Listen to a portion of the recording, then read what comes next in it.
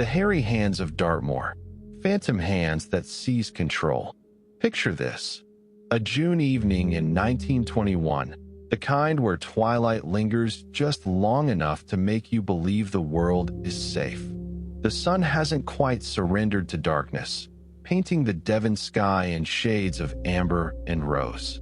Dr. Ernest Hassler Helby, a man of 51 years, sits astride his motorcycle, the engine rumbling beneath him like a metallic heartbeat. In the sidecar attached to his bike, two young girls, the daughters of his colleague, the deputy governor of Dartmoor Prison, laugh and chatter, their voices bright against the gathering dusk. The B-3212 stretches before them, a ribbon of road cutting through the heart of Dartmoor's ancient landscape.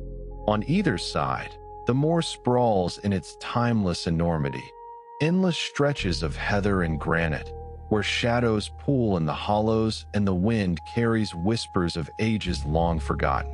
Dr. Helby knows this road well. He's traveled it countless times, threading between the village of Postbridge and the scattered buildings of two bridges, passing the old clapper bridge that stood for centuries, watching travelers come and go. But tonight is different. The motorcycle purrs as they descend toward the small bridge spanning the East Dart River. The girls are still talking, discussing some childhood adventure, when Dr. Helby feels it. A sensation that makes his blood run cold. His hands, his own hands, are no longer his to command. Something else has taken hold of the handlebars. He can feel them, as real and solid as the metal beneath his palms. Large hands, muscular hands, covered in thick, coarse hair. They wrap around his own with terrible strength, and they're turning the bike, wrenching it toward the edge of the road with inexorable force. Dr. Helby fights. This is a man who served in the Royal Army Medical Corps during the Great War, who'd witnessed horrors in the trenches, who'd stood firm when suffragettes protested outside his home. But he's fighting against something that shouldn't exist, something impossible. His muscles strain, his arms shake with the effort, but the hairy hands are stronger, much stronger. "Jump," he screams to the girls. "Jump now." The urgency in his voice cuts through their laughter like a blade.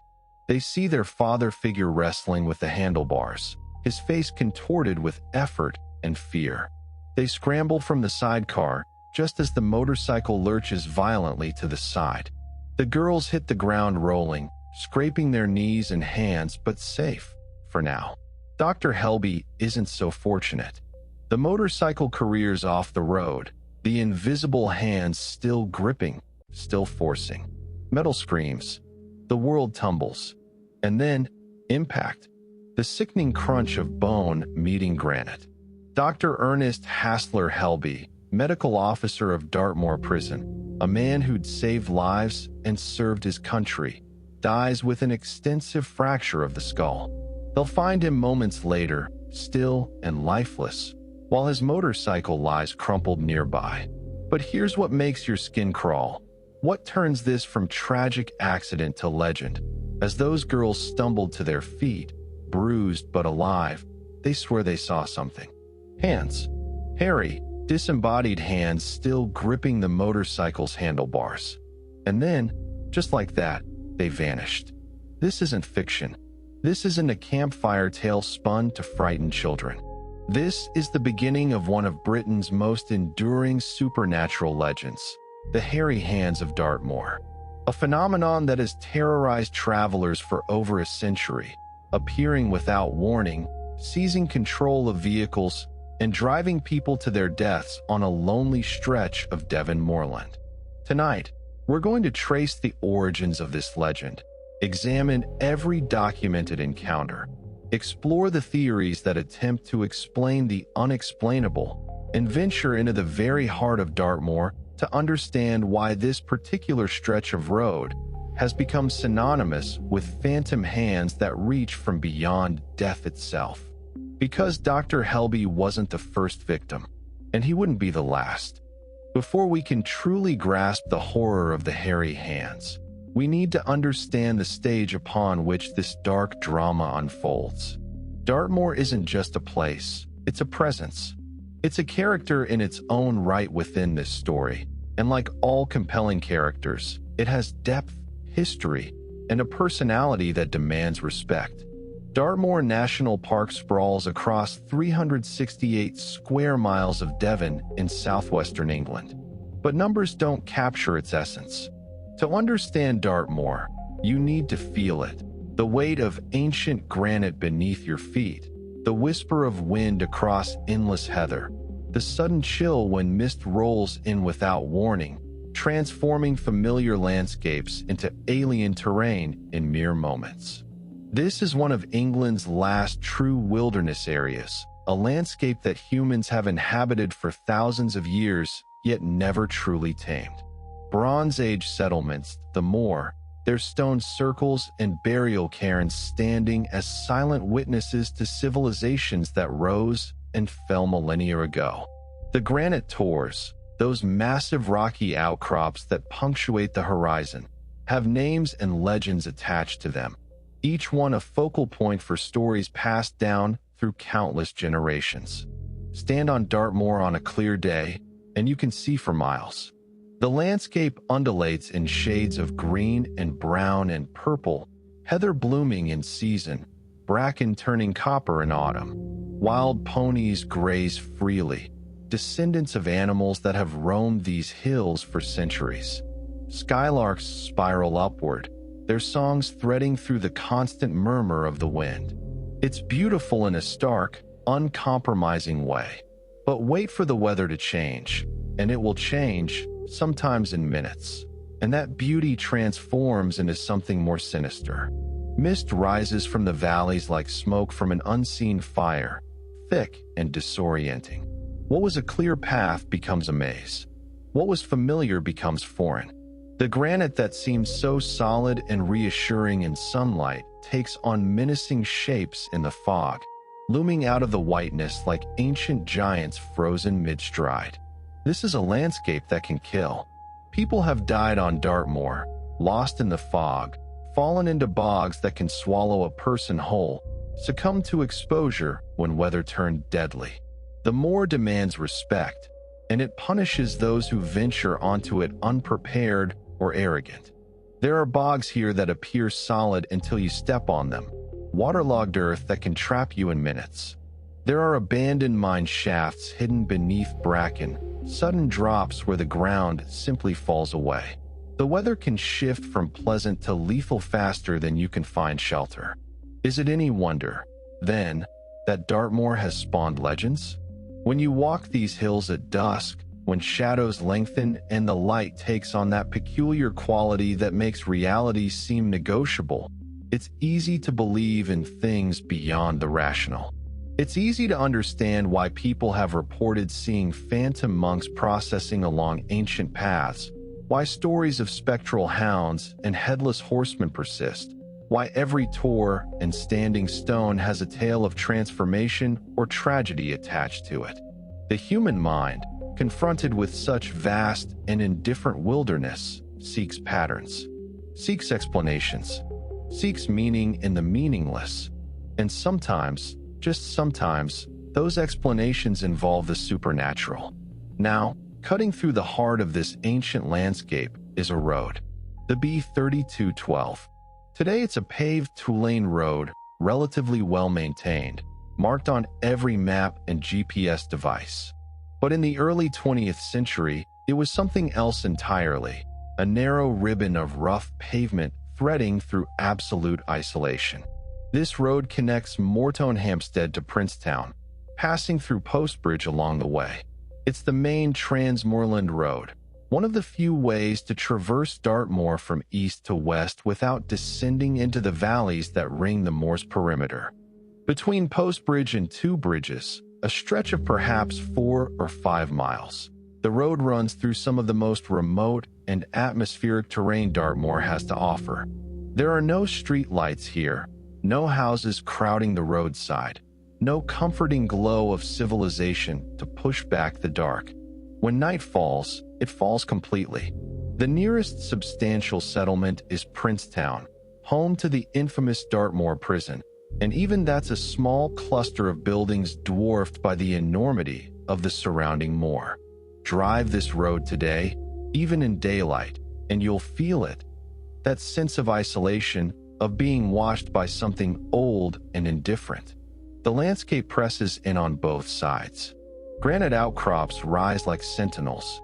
The sky seems bigger here, more dominant, and when clouds gather, which they do frequently, the world takes on a gray, monochromatic quality that can be deeply unsettling. At night, the B-3212 becomes something else entirely. Your headlights carve a tunnel through darkness, so complete it feels solid. Things move at the periphery of your vision. Sheep, probably, or ponies, but your lizard brain whispers other possibilities. The wind buffets your vehicle, especially in winter, and the sounds it makes as it howls across the open moor can seem almost vocal, almost like voices crying out in the darkness. This is the road where the hairy hands manifest. This is the stretch of pavement where, for over a century, travelers have reported an experience so terrifying, so visceral, that it's etched itself into British folklore as one of the most compelling ghost stories the nation has to offer. But the road itself, while isolated and atmospheric, doesn't fully explain what happened here. For that, we need to understand the history of this region, specifically, the dark history of human endeavor and tragedy that unfolded along this very route. Dartmoor Prison sits a few miles from the haunted stretch of road, a massive granite structure built between 1806 and 1809 to house prisoners of war during the Napoleonic conflicts. At its peak, it held nearly 10,000 French and American prisoners in conditions that can only be described as brutal. Disease ravaged the overcrowded cells. Men died by the hundreds, buried in mass graves that still exist today. The suffering that occurred within those walls was immense, and when the wars ended and the prison closed in 1816, it left behind a psychic weight, a residue of despair and death. The prison reopened in 1850 as a civilian penal institution, and it's operated continuously since then, housing some of Britain's most dangerous criminals in conditions that, while improved from the prisoner of war days, remained harsh and unforgiving. Working at Dartmoor Prison was, and is, no easy task. The isolation, the proximity to violent men with nothing to lose, the grinding routine of incarceration. It takes a toll on everyone involved. Then there's the gunpowder factory. Less famous than the prison, but equally significant to our story. The powder mills operated from 1844 to around 1897 near Postbridge. This was no small operation. It was an extensive industrial complex, powered by water leads drawn from the East Dart and Cherry Brook rivers, producing black powder for the tin mines and granite quarries that dotted Dartmoor. Working at a gunpowder factory is inherently dangerous. One spark, one moment of carelessness, and the results are catastrophic. The buildings were deliberately spaced far apart so that an explosion in one structure wouldn't trigger a chain reaction. The roofs were made light and flimsy, designed to blow off upward rather than collapse inward on the workers. Even with these precautions, accidents happen. Men died.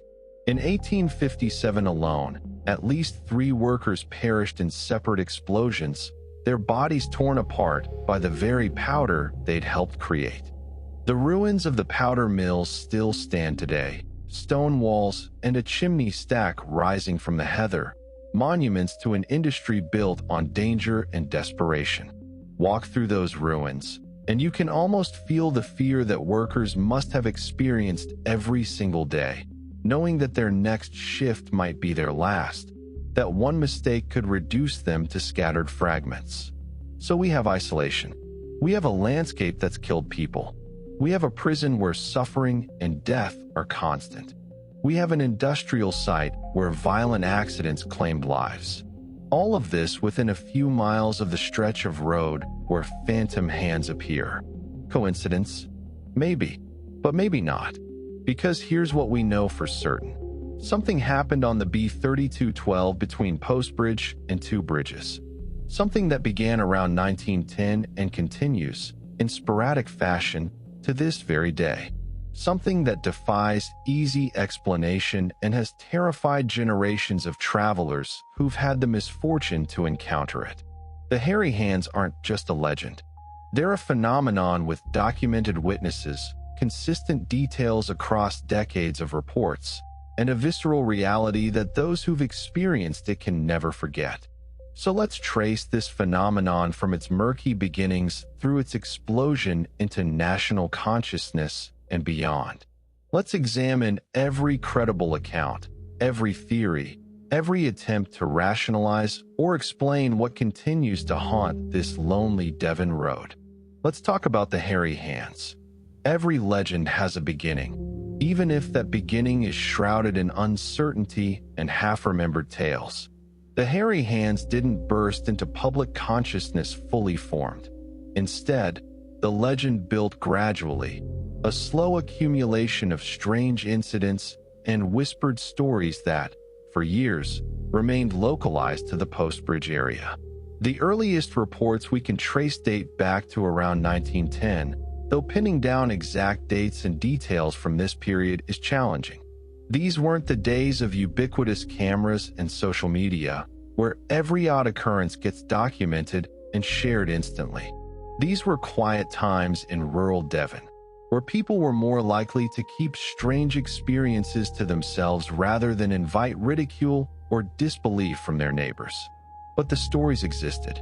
They circulated quietly in the pubs and homes around Dartmoor, tales told in lowered voices, usually prefaced with phrases like, "You'll think I'm mad, but," or "I know how this sounds, but I swear."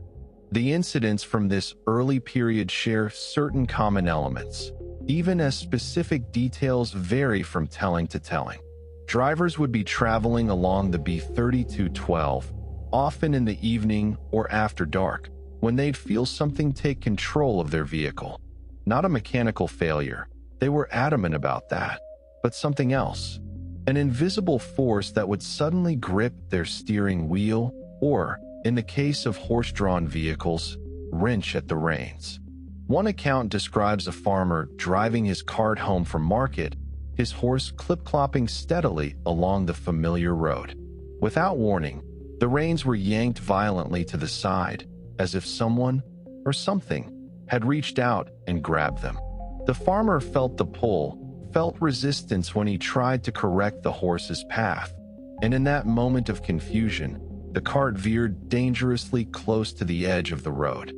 He managed to regain control, but the experience left him shaken.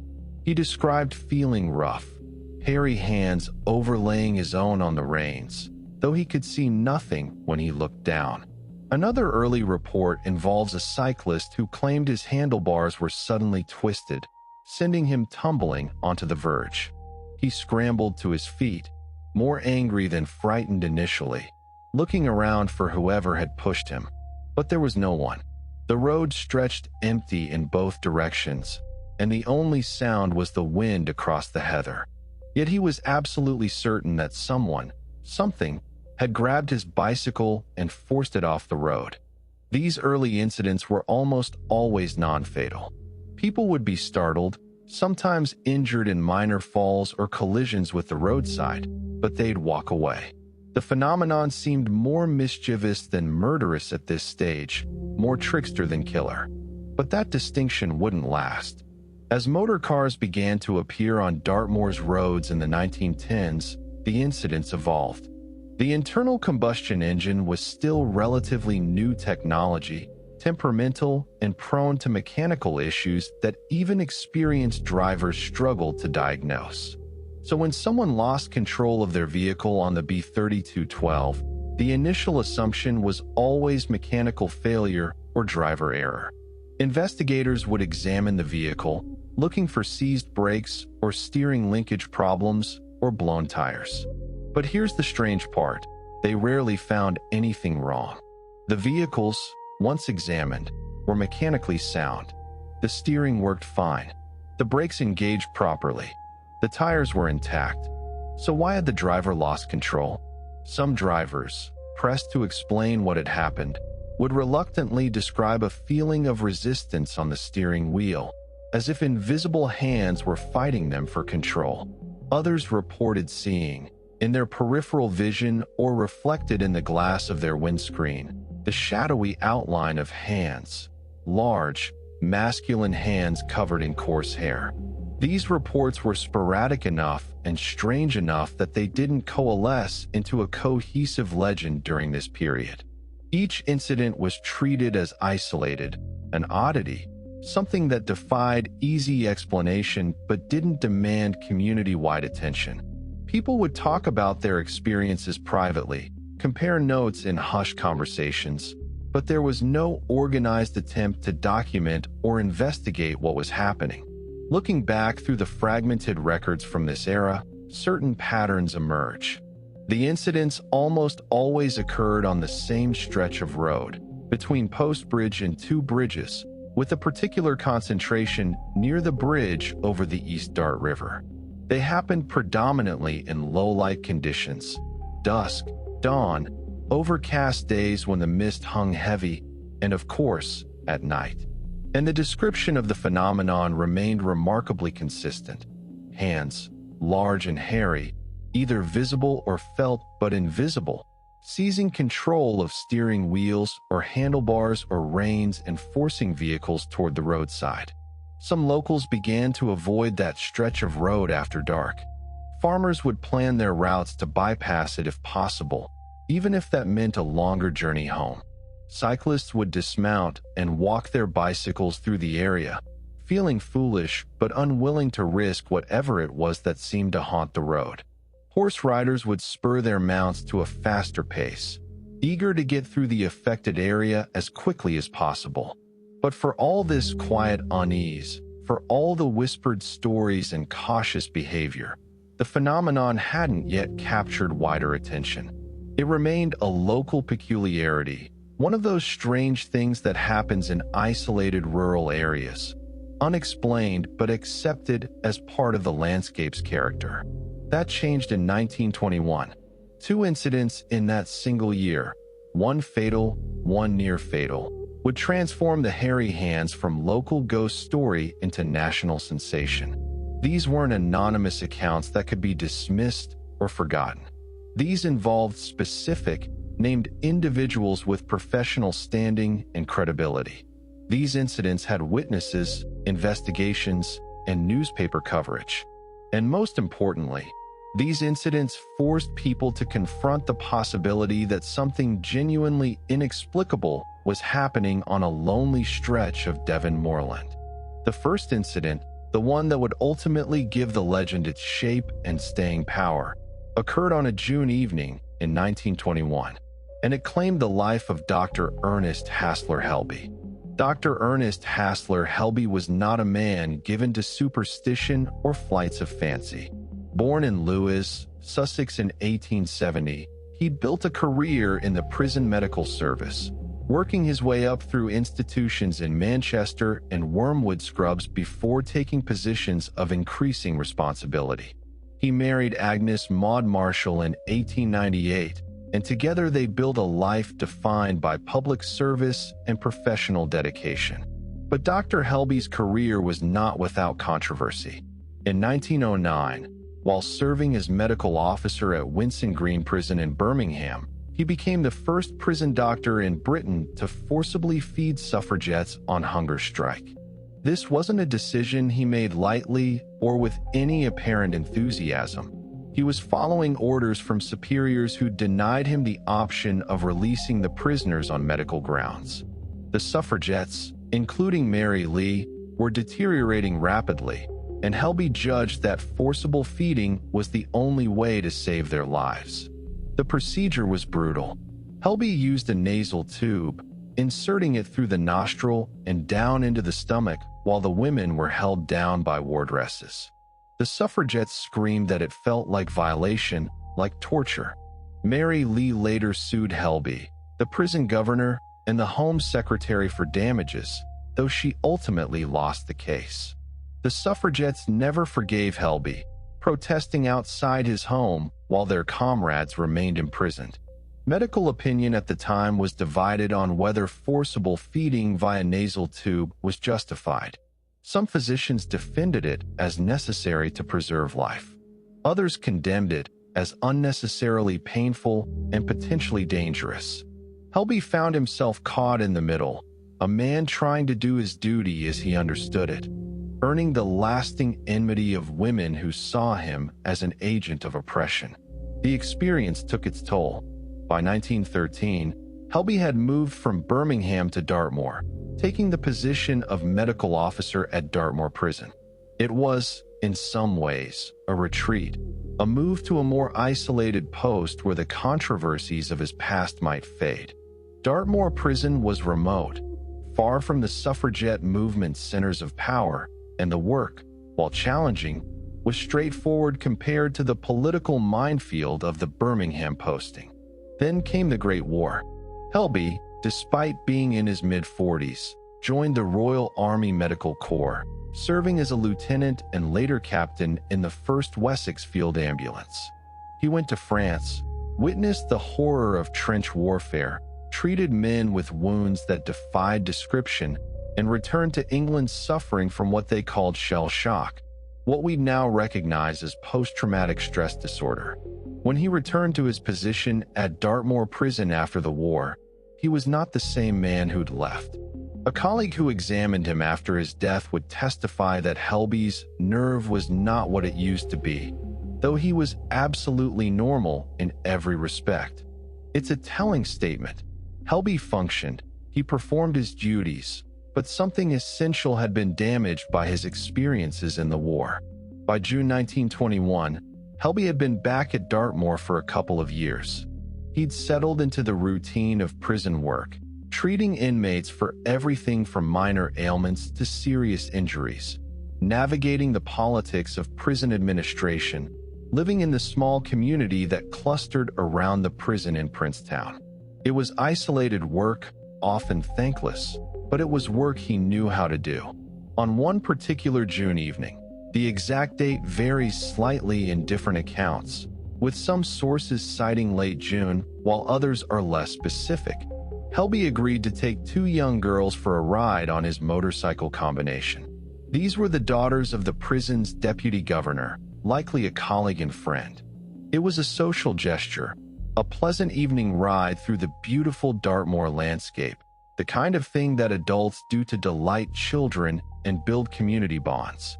Helby's motorcycle was likely a Matchless or possibly a Martinside. Both were popular combination motorcycles in 1921, featuring a motorcycle with an attached sidecar where passengers could ride. These weren't the sleek, powerful machines we think of today.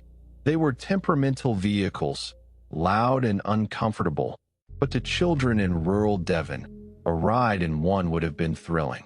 They set out from Princetown, heading east along the B3212 toward Postbridge.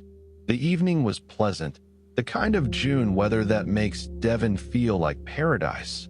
Long shadows, warm air, the heather blooming purple across the hills. The girls would have been excited, laughing, perhaps a bit nervous at the noise and vibration of the motorcycle beneath them. Helby knew this road intimately. He'd traveled it countless times, in all weathers and at all times of day. He was an experienced motorcyclist, despite whatever nervousness the war had left him with. He knew the curves, knew where the road dipped toward the river, knew every landmark and turning. As they approached the small bridge over the East Dart River, something went catastrophically wrong. The testimony would later come from the girls, traumatized but lucid witnesses to their companions' final moments. They reported that Dr. Helby suddenly began struggling with the motorcycle's handlebars. His arms strained, his body tensed, and he started shouting at them to jump, to get out of the sidecar immediately. There was urgency in his voice, fear, and a desperate intensity that cut through their enjoyment and triggered their survival instincts. The girls scrambled from the sidecar. They hit the ground hard. One account mentions that they both survived, but presumably sustained scrapes and bruises from the tumble. As they rolled clear, they watched the motorcycle lurch violently to the side. Dr. Helby was still fighting something, his hands gripping the handlebars, but his arms moving as if wrestling against invisible resistance. The motorcycle left the road. It crashed with the terrible finality that only metal and flesh-meeting stone can produce. Dr. Ernest Hassler Helby was thrown from the vehicle. His head struck granite with devastating force. By the time help arrived, and help would have taken time to arrive on that isolated stretch of road, Dr. Helby was beyond saving. He'd sustained an extensive fracture of the skull. The injury was catastrophic, the kind that leaves no room for survival even with immediate medical intervention. He was 51 years old, a veteran of war and decades of medical service, and he died on a lonely road in Devon doing nothing more dangerous than giving 2 children a pleasant evening ride. The inquest was held on Saturday, just days after the accident. The coroner, H.C.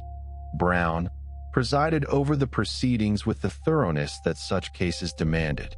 Dr. Hillier, the temporary medical officer at Dartmoor who'd attended the scene, testified about the cause of death. The motorcycle was examined for mechanical failure. Had something broken? Had the steering seized? Had a tire blown? Nothing. The motorcycle, while damaged in the crash, showed no signs of mechanical failure that would have caused Helby to lose control. The conclusion was inevitable: accidental death. But what had caused the accident? When pressed, when questioned about whether Dr. Helby's shell shock might have played a role, Dr. Hillier was adamant. Not in the slightest. He was absolutely normal in every respect, but his nerve was not what it used to be. In other words, Helby was competent, capable, functioning. Whatever psychological scars the war had left, they hadn't rendered him unable to ride a motorcycle safely. So if it wasn't mechanical failure and it wasn't incapacity on Helby's part, what was it? The girl's testimony was there in the record, though how seriously it was taken is hard to gauge. They described their father figure fighting against the handlebars, struggling as if something was resisting his control.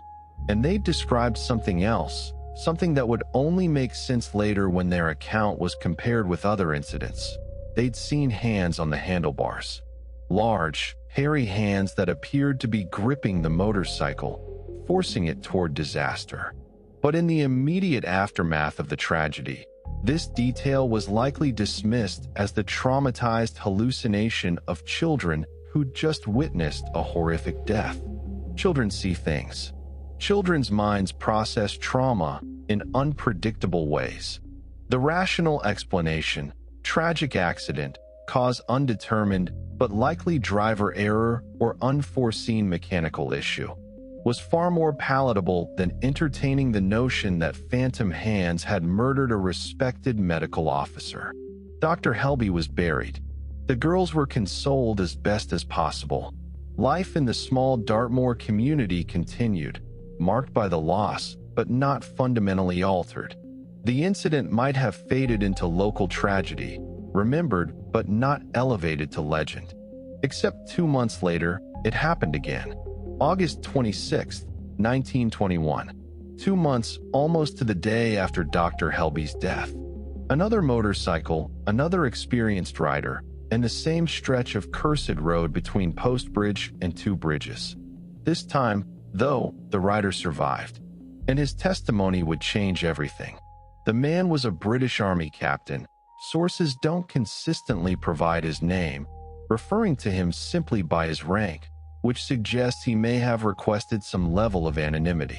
He was described as a very experienced rider, someone who'd spent considerable time on motorcycles and knew how to handle them in challenging conditions. This wasn't a novice learning to navigate Dartmoor's roads. This was someone who should have been able to handle anything the road threw at him. He was traveling the B-3212, heading toward the same area where Dr. Helby had crashed. The weather conditions aren't specified in most accounts, but we can imagine a typical August day on Dartmoor, warm perhaps, but with the ever-present possibility of mist rolling in without warning, transforming visibility in moments. The captain felt it before he saw anything.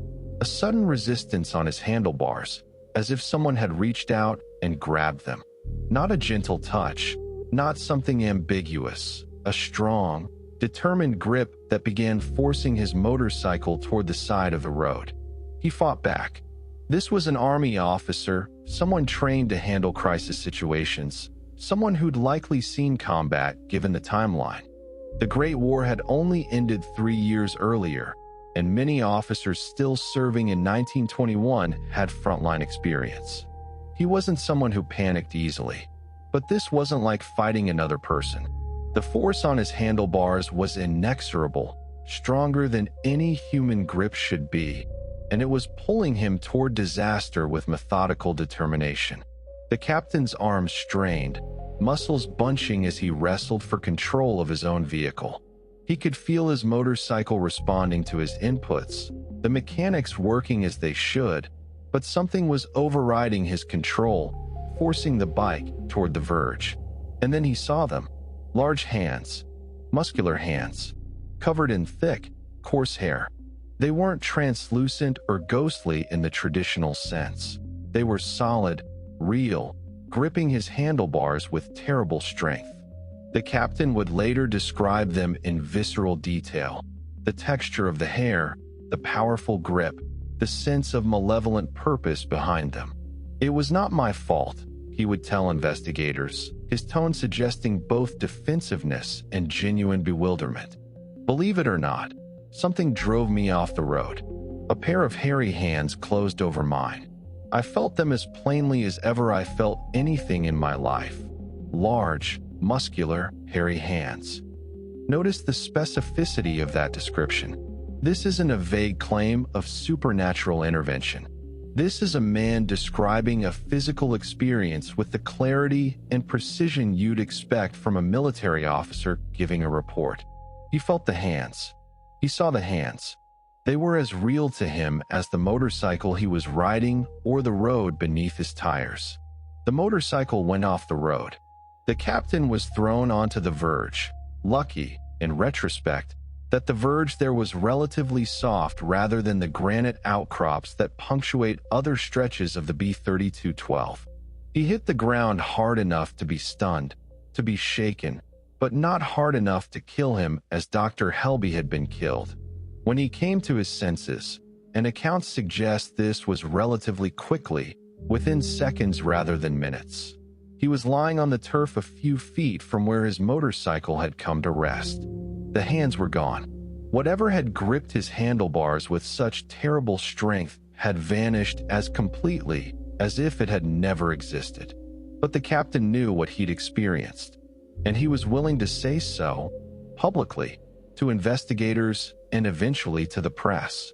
This wasn't a man prone to flights of fancy or supernatural speculation.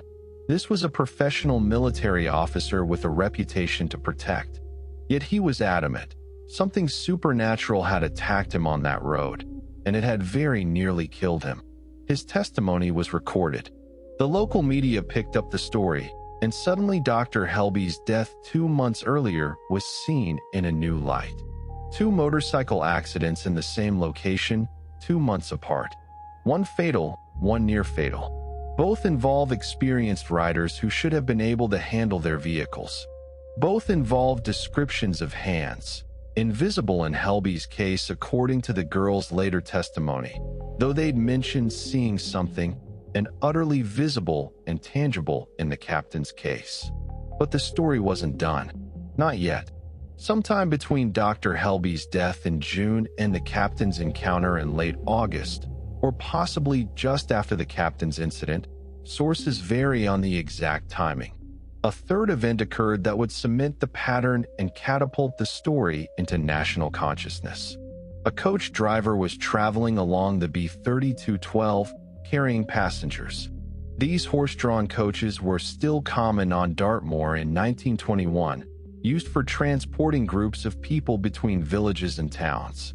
The driver was experienced, someone who made this run regularly and knew every turn and hazard of the route. Without warning, he felt something grab the steering reins. The sensation was unmistakable: rough, strong hands overlaying his own, pulling the coach toward the edge of the road.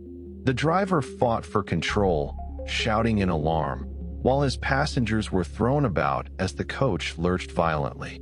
Several passengers were injured when they were thrown from their seats. The injuries were apparently not life-threatening, but they were serious enough to require medical attention and to make this incident newsworthy. And once again, the driver's account matched what was becoming a disturbing pattern: invisible or barely visible hands, strong and hairy, seizing control and attempting to cause an accident. 3 incidents, 2 months, 1 fatality, multiple injuries, and a consistent story of phantom hands attacking travelers on the same stretch of road. This was when the London newspapers took notice.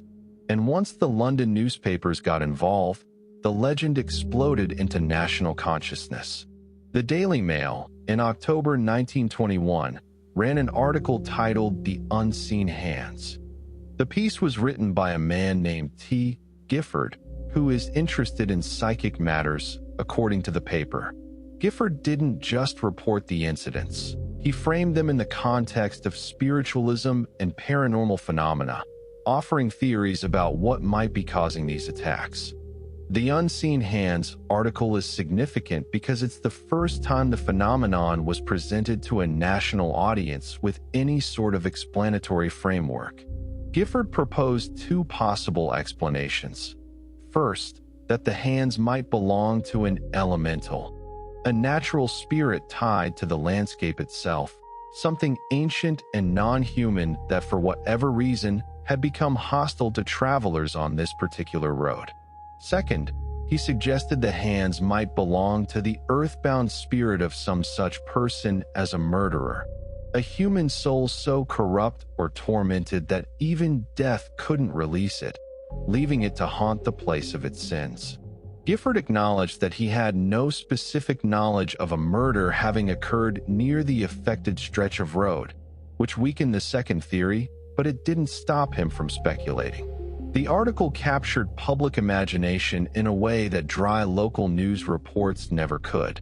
Here was a genuine mystery, presented with just enough supernatural speculation to titillate, without completely abandoning rationality. Readers across Britain found themselves drawn to the story. A haunted road in Devon where phantom hands attacked motorists? It was the perfect blend of modernity and ancient horror, motorcycles and motor coaches, symbols of the new 20th century, being attacked by something that seemed to emerge from folklore and superstition. The timing couldn't have been better for creating a sensation. Britain in 1921 was still recovering from the trauma of the Great War. Millions had died in the trenches. Millions more had been wounded, physically and psychologically. The nation was grappling with grief on an unprecedented scale, and one of the ways people processed that grief was through spiritualism and an openness to supernatural explanations. The Society for Psychical Research, founded in 1882, was still actively investigating paranormal claims. Seances were popular, with grieving families desperate to contact lost sons and husbands. Sir Arthur Conan Doyle, the creator of the rational detective Sherlock Holmes, was a vocal advocate for spiritualism. The idea that the dead might linger, that supernatural forces might intrude into the physical world, these weren't fringe beliefs. They were part of mainstream discourse. So when the Daily Mail presented the hairy hands as a potentially genuine paranormal phenomenon, readers didn't automatically dismiss it. Many were primed to believe. And even those who remained skeptical found themselves intrigued by the mystery. What was causing these incidents? If not phantom hands, then what? The article sparked other newspapers to pick up the story. Local Devon papers had been covering it already, but now national publications wanted their own angles.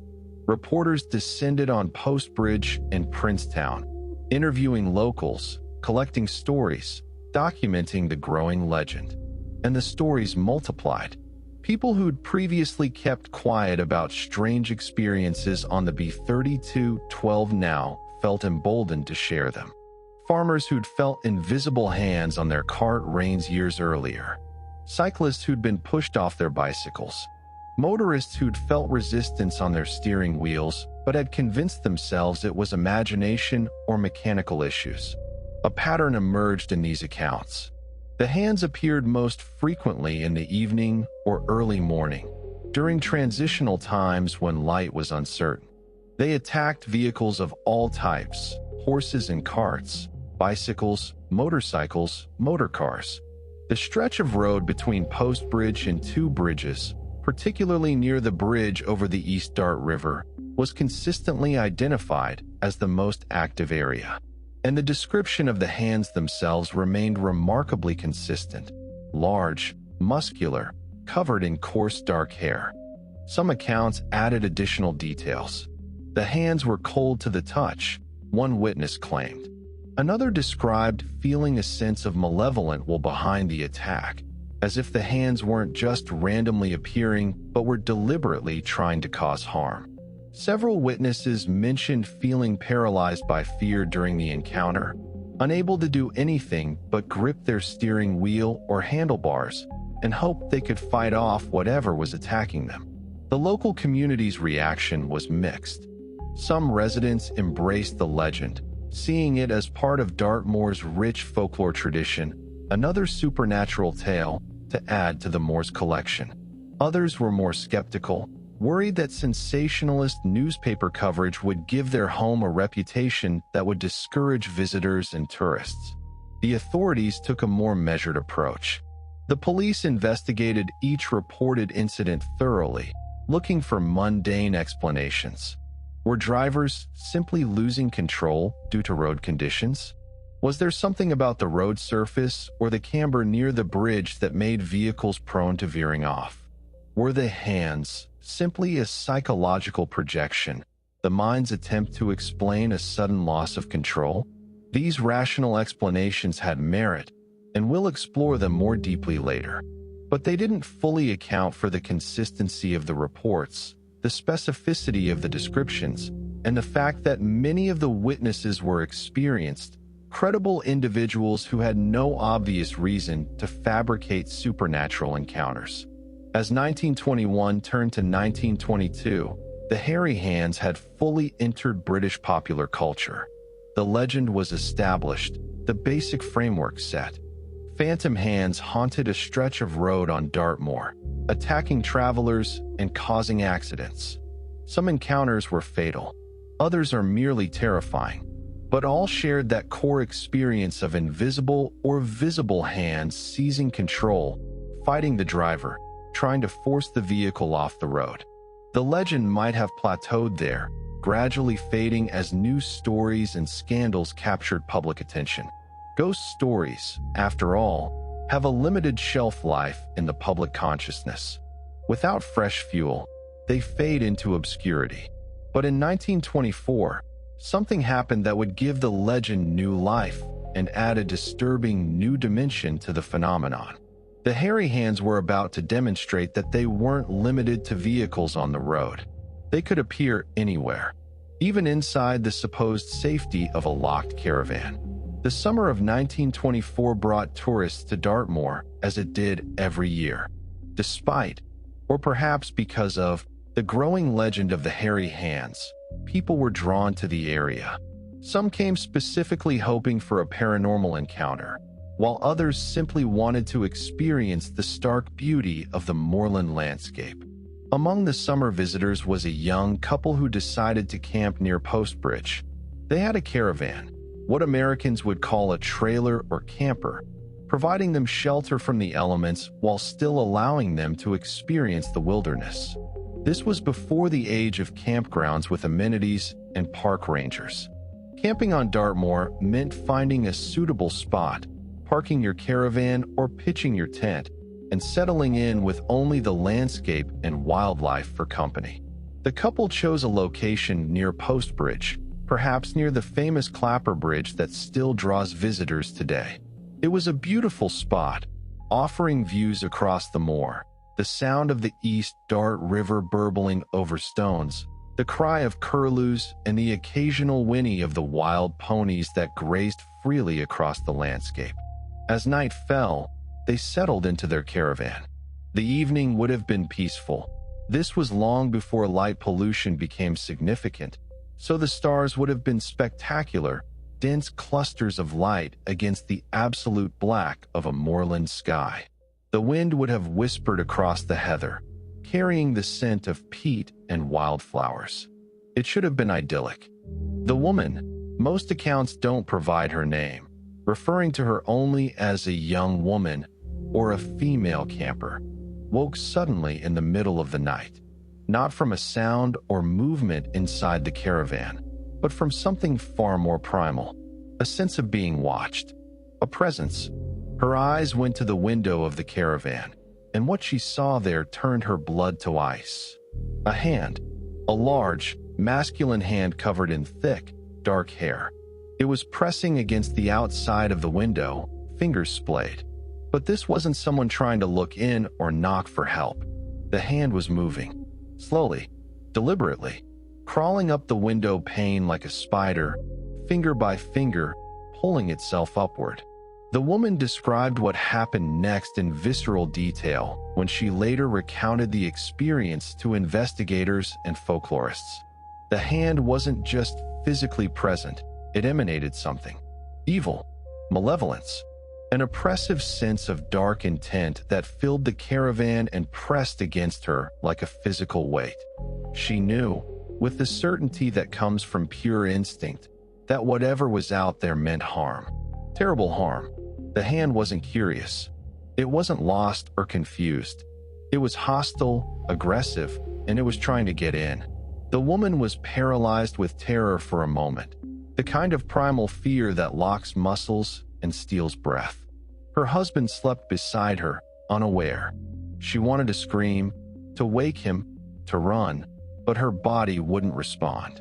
Then survival instinct broke through the paralysis. The woman was a Christian, and in her moment of absolute terror, she fell back on faith. She made the sign of the cross toward the window, toward the crawling hand, mouthing a prayer even as fear threatened to choke the words in her throat. The effect was immediate and dramatic. The hand recoiled as if struck. It jerked away from the window, and in an instant, it was gone. Vanished. Not slowly retreating or climbing down. Simply gone, as if it had never existed. The woman sat frozen, her heart hammering, her breath coming in ragged gasps. Eventually, it could have been seconds or minutes. Time distorts in moments of terror. She found her voice and woke her husband. He listened to her account, undoubtedly concerned and confused. They looked outside the caravan. Nothing. No footprints in the soft earth around their vehicle. No figure retreating across the moonlit moor. No evidence that anyone or anything had been there. Did the husband believe her? Most accounts don't say, but they didn't dismiss her experience as a nightmare or hallucination, because the next morning they sought out people to tell, to document what had happened. The story reached the local community and eventually made its way to researchers interested in the hairy hands phenomenon. This incident is crucial to the legend for several reasons. First, it moved the phenomenon away from vehicles. The hairy hands weren't just attacking drivers on the B3212. They could appear at campsites, press against windows, intrude into spaces where people sought shelter. This made the threat more pervasive, less easily avoided. You could choose not to drive that stretch of road, but if you camped anywhere near Postbridge, were you safe? Second, the woman's description of malevolence added a new dimension to the legend. Previous accounts had focused on the physical actions of the hands, grabbing steering wheels, forcing vehicles off the road. But this encounter emphasized the emotional and spiritual aspect. The hands didn't just move, they radiated evil intent. They carried a psychic weight, an aura of darkness that affected the witness on a level beyond the merely physical. Third, the successful use of the sign of the cross introduced a spiritual warfare element to the legend. If making a Christian symbol could drive the hands away, did that imply they were demonic in nature? Or at least vulnerable to religious intervention? This detail would influence how future encounters were interpreted and how people who feared the hands might attempt to protect themselves.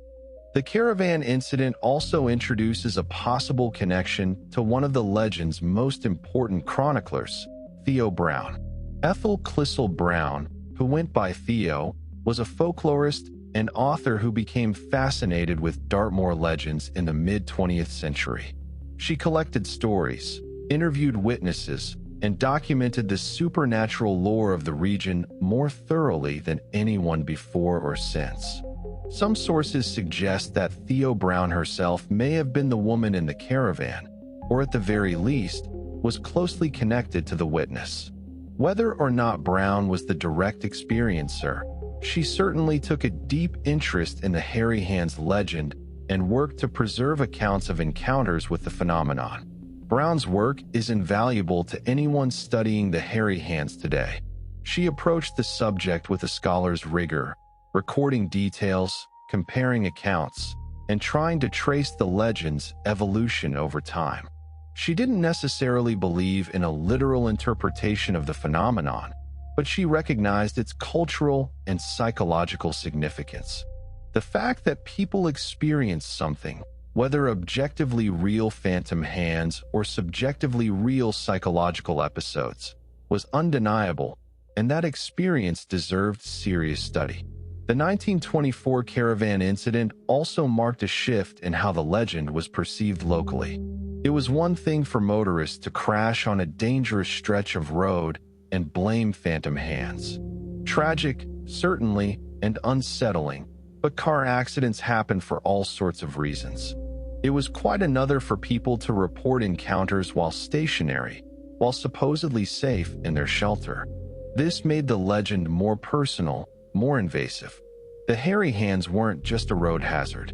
They were a presence that could intrude into private spaces, that could find you even when you weren't moving, that could press against your window in the middle of the night and make you feel the weight of their malevolent attention.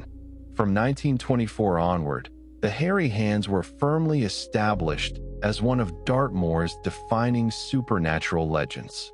They appeared in collections of British ghost stories, were discussed in spiritualist circles, and became part of the cautionary tales locals told to visitors. "Be careful driving between Post Bridge and Two Bridges," people would say. "That's where the Hairy Hands appear. They've killed people, you know." But to truly understand why this legend took hold so firmly, why it persisted and continues to persist over a century later, we need to dig deeper into the history of the region. We need to understand the human suffering and tragedy that unfolded in the shadow of Dartmoor's tors, the dark deeds and desperate circumstances that may have given birth to something that refuses to stay buried. We need to talk about Dartmoor Prison. Standing on the high moorland at Princetown, Dartmoor Prison is an imposing sight. Massive granite walls, quarried from the very landscape surrounding it, rise from the earth like a fortress designed to contain something far worse than human criminality. The buildings hunker low against the weather, designed to withstand the brutal winds and lashing rain that sweep across this exposed position. This is one of England's most infamous prisons, and its history is drenched in suffering, death, and despair. The prison was built between 1806 and 1809 during the Napoleonic Wars. Britain needed somewhere to hold the thousands of French prisoners of war who were overwhelming existing facilities.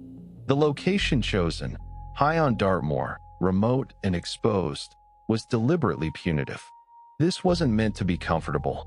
This was meant to break spirits as efficiently as it held bodies.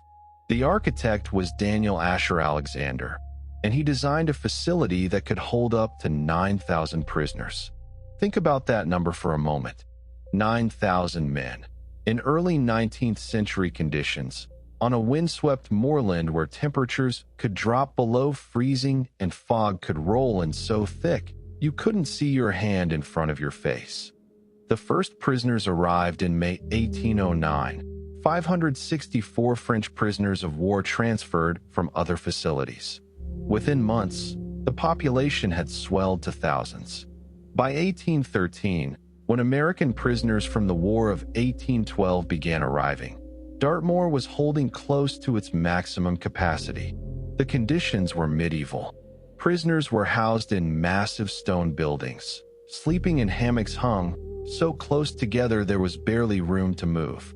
Hygiene was non-existent by modern standards.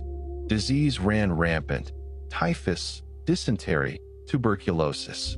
Men died by the hundreds, their bodies buried in mass graves on the prison grounds. Food was minimal: a pound of bread and a pint of soup daily, barely enough to sustain life. Prisoners supplemented this meager ration however they could, some developing small businesses and trades within the prison walls, others simply starving slowly. The cold was relentless. Dartmoor in winter is brutal even with modern heating and insulation. For prisoners with inadequate clothing and no heating beyond what they could generate themselves, winter meant constant misery and a spike in deaths from exposure and cold-related illnesses. But the physical suffering was only part of the story. The psychological toll of imprisonment in such a place was immense. These men were far from home, many having no idea if they'd ever see their families again. The war dragged on year after year. Hope died slowly in Dartmoor's cells. The American prisoners, held from 1813 to 1815, left particularly detailed accounts of their imprisonment. They described the degradation, the casual violence from guards, the constant hunger, and the absolute despair that pervaded the place. On April 6, 1815, the war effectively ended, but before all prisoners had been released, a tragedy occurred that would forever stain Dartmoor's reputation. A group of prisoners, restless and frustrated, began gathering in one of the prison yards. Accounts differ on what sparked the gathering. Some say it was a peaceful protest about delayed release. Others suggest it was a planned escape attempt. Guards, nervous and poorly trained, opened fire on the crowd. The Dartmoor massacre left 7 American prisoners dead and dozens wounded. An investigation followed, full of contradictions and cover-ups. The official line blamed the prisoners for riotous behavior. The American accounts painted a picture of trigger-happy guards murdering unarmed men. The truth probably lies somewhere between those extremes, but the result was undeniable. Dartmoor Prison had blood on its granite walls. After the wars ended and the last prisoner of war departed in 1816, the prison closed. For 3 decades it stood empty, a granite monument to suffering gradually deteriorating in the harsh Dartmoor weather. Local people stripped parts of the buildings for stone. The weather wore at the walls. Nature began the slow process of reclaiming what humans had built. But in 1850, the decision was made to reopen Dartmoor as a civilian prison. Britain's criminal justice system needed additional capacity, and this massive facility, however grim, was too valuable to leave abandoned. Renovations began, new buildings were added, and by 1851, Dartmoor Prison was once again receiving inmates. This time, convicted criminals serving long sentences. The prison's reputation grew darker. This became the place where Britain sent its worst offenders, men convicted of violent crimes and deemed too dangerous for less secure facilities. The isolation worked both ways. It kept prisoners from escaping, but it also kept them from any contact with normal society, any reminder of life beyond granite walls and iron bars. During World War I, Dartmoor housed conscientious objectors, men who refused to fight on moral or religious grounds. They were despised by a society sacrificing its sons to the war effort, seen as cowards and traitors. Their treatment at Dartmoor reflected that contempt. Many were subjected to hard labor, breaking rocks with hammers for hours each day, their hands blistering and bleeding, their bodies worn down by the unending physical punishment. By the time Dr. Helby took up his position as medical officer, Dartmoor Prison had been operating for over 70 years in its civilian incarnation. Over a century if you counted its prisoner of war period. In that time, how many men had died within its walls? How many had succumbed to disease, violence, suicide, or simply the slow grinding down of spirit that long imprisonment brings? We don't have complete records. Prisons in the 19th and early 20th centuries weren't always meticulous about documenting prisoner deaths, especially when those deaths could be attributed to natural causes or self-inflicted harm. But we know the numbers must have been substantial. We know that Dartmoor's burial grounds contain hundreds of bodies, many in unmarked graves. And we know that the suffering wasn't limited to prisoners. Guards, medical staff, administrators, they all lived in the shadow of the prison, their lives circumscribed by its grim routine. Princetown, the village that grew up around the prison, was utterly dependent on it economically, but also profoundly shaped by it psychologically. When your entire community revolves around containing and punishing criminals, when violence and despair are part of your daily reality, it leaves marks. Dr. Helby would have witnessed this suffering firsthand. As medical officer, he would have treated inmates injured in fights, attempted suicides, and succumbed to disease. He would have signed death certificates, certified men as sane or insane, made recommendations about whether prisoners were fit for hard labor or required lighter duties. The work would have been emotionally grueling even for someone who hadn't already been traumatized by war. For someone like Helby, whose nerves were not what they used to be, it must have been extraordinarily difficult. Every day a reminder of human capacity for violence and suffering. Every cell is a story of crime and punishment, desperation and despair. Is it any wonder, then, that the road connecting this place of concentrated suffering to the wider world became associated with supernatural phenomena? That the route traveled daily by prison staff, by guards transporting prisoners, by medical officers like Helby, became known for phantom hands that appeared without warning to drag travelers to their deaths? Some theories about the Hairy Hands' origin point directly to the prison. Perhaps these theories suggest the hands belonged to a prisoner who died in Dartmoor, maybe murdered by guards, maybe driven to suicide, maybe executed in one of the prison's darker chapters. Unable to rest, unable to move on, this spirit haunts the road, lashing out at the living in impotent rage. Or perhaps the phenomenon is less specific, less tied to an individual soul. Perhaps the sheer accumulation of suffering at Dartmoor Prison created something, a psychic residue, a thinning of the veil between worlds, a weakness in reality that allows things through that shouldn't be able to cross. In paranormal theory, places where intense emotion has been concentrated can become active, developing phenomena that persist long after the events that spawned them. Dartmoor Prison is still operational today, still housing criminals, still casting its shadow over Princetown and the surrounding moor. But its heyday as Britain's most fearsome penal institution was in the late 19th and early 20th centuries, exactly when the Hairy Hands legend was taking shape. Coincidence? Perhaps. But the proximity is striking, and it's worth considering whether the darkness that permeated the prison might have bled out into the landscape, manifesting in strange and terrible ways. There's another site near the haunted stretch of road, though, that predates the prison by decades and has its own history of violent death and danger. A site where men worked daily with substances that could annihilate them in a heartbeat, where explosions echoed across the moor, and where the ground is literally soaked with the blood of workers killed in industrial accidents. We need to talk about the powder mills.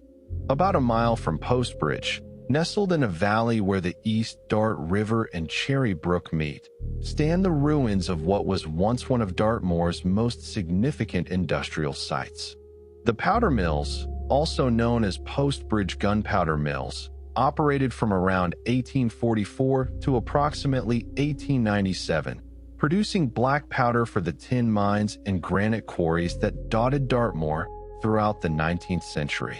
If you visit the site today, you'll find stone walls standing amid the heather, a chimney stack pointing at the sky like an accusing finger, and the remnants of the water leats, artificial channels that powered the water wheels driving the mill's machinery. It's peaceful now, the kind of picturesque ruin that photographers love, where sheep graze and birdsong fills the air. But for over 50 years, this was one of the most dangerous industrial sites in Devon. Gunpowder manufacturing is inherently hazardous. The process involves mixing charcoal, sulfur, and saltpeter, potassium nitrate, in precise proportions, then grinding and pressing the mixture into the dense, granulated form that could be sold to mining companies and quarries. Every stage of this process presented opportunities for catastrophic failure. The materials themselves are volatile. Sulfur dust in the air can ignite from static electricity. The grinding process, necessary to create a fine, consistent powder, generates heat through friction, heat that can reach the ignition temperature of the powder being processed. Even the act of pressing the powder into cakes or granules involves compression that, if done incorrectly, can create hot spots that trigger detonation. The engineers who designed powder mills understood these dangers, and they did what they could to mitigate them. The various stages of production were separated into different buildings spaced far apart across the site. That way, if one building exploded, the blast wouldn't trigger a chain reaction that destroyed the entire complex and killed every worker at once. The roofs of these buildings were deliberately constructed to be light and weak, usually thin slate or even canvas, so that when an explosion occurred, the blast would vent upward rather than outward. The walls were massive stone, designed to contain lateral force and protect workers in adjacent buildings. But the roofs would simply blow off, directing most of the explosion's energy harmlessly into the sky. Harmlessly being a relative term, of course. The workers inside the building when it exploded were rarely so fortunate. The post-bridge powder mills employed dozens of workers at their peak. These were local men, mostly, drawn from farms and villages around Dartmoor by the promise of wages higher than agricultural labor could offer. They knew the work was dangerous. Everyone on Dartmoor knew the powder mills were dangerous. But for men with families to feed and limited opportunities in a rural economy, the risk was acceptable. The site was powered by water wheels, with least channeling water from the East Dart and Cherry Brook to drive the grinding machinery. This was before electricity, before internal combustion engines. If you wanted power to turn wheels and drive stamps and operate presses, you needed water or steam, and water was abundant on Dartmoor. The manufacturing process began with receiving raw materials: charcoal from the woods, sulfur from commercial sources, saltpeter from suppliers in Plymouth or Exeter. These materials were stored carefully in separated magazine buildings, minimizing the chance that a spark in one storage area could ignite the entire stock. Workers would measure out the materials in precise ratios, typically 75% saltpeter, 15% charcoal, and 10% sulfur for standard black powder, though the exact proportions could be adjusted for different applications. This mixing had to be done carefully, ensuring even distribution without creating friction that could cause ignition. Next came the grinding phase. The mixed powder was placed in edge runner mills, massive stone wheels that rolled around a circular pan, crushing and grinding the powder to the fine consistency required for reliable combustion. The wheels were typically made of stone, less likely to generate sparks than metal, and workers would add water to the mixture to reduce friction and heat. But accidents happened. A stone wheel could strike another stone, creating a spark. A worker could introduce contamination, a metal tool left in the pan, a nail fallen from a boot. The powder itself could be uneven in composition, creating a hot spot that ignited without warning. When a powder mill building exploded, the result was catastrophic for anyone inside. The blast wave alone could kill, rupturing organs and tearing flesh. Shrapnel, stone fragments, metal fittings, wooden splinters accelerated to bullet velocity, turned the interior into a kill zone. Fire consumed everything combustible, and the noise, the bone-rattling thunder of detonation, could be heard for miles across the moor. On March 7, 1857, disaster struck the Post Bridge powder mills. The exact details are sparse in historical records, but we know that at least 3 workers died in explosions that day. Some accounts suggest there were multiple detonations in quick succession, possibly triggered by the first explosion igniting powder dust in nearby buildings. Other accounts describe a single massive blast that killed all 3 men instantly. The victims' names aren't consistently preserved in readily available records. Industrial accidents in the 19th century often went underdocumented, especially when the victims were working-class men whose deaths were seen as unfortunate, but ultimately unremarkable. But we know they died. We know their bodies, or what remained of them, were buried in local churchyards. And we know their families were left to mourn and to struggle without the wages those men had been earning. But this wasn't the only fatal incident at the powder mills. Throughout the facility's operational life, there were other accidents, other explosions, and other workers maimed or killed. The exact number is lost to history, but even conservative estimates suggest dozens of men suffered serious injuries and at least a dozen died. One worker was said to have been killed so violently in an explosion that all that was found of him was a hobnail boot with the foot still inside. This grisly detail, preserved in local legend, became the foundation for one of the most prominent theories about the hairy hands origin. The theory goes like this. A worker at the powder mills, some versions specify he was a man of exceptional strength and size. Others leave him anonymous. Died in one of the explosions. Perhaps it was the 1857 incident. Perhaps it was another blast years earlier or later. But this particular worker's death was especially tragic or unjust. Maybe he was killed through someone else's negligence. Maybe he was trying to prevent an explosion and died heroically. Maybe he was simply in the wrong place when fate turned against him. His spirit, the theory suggests, couldn't rest, couldn't move on. The violent, sudden nature of his death, perhaps combined with unfinished business or rage at the injustice of dying so young and brutally, bound him to the landscape. But he didn't manifest as a conventional ghost. No transparent figure walking the ruins of the powder mills. No spectral workers still grinding powder in buildings long collapsed. Instead, his essence, his rage, his desperate energy, manifested as hands. The hands that had worked the powder, that had fed families, that had gripped tools and machinery every day. Those hands became the phenomenon.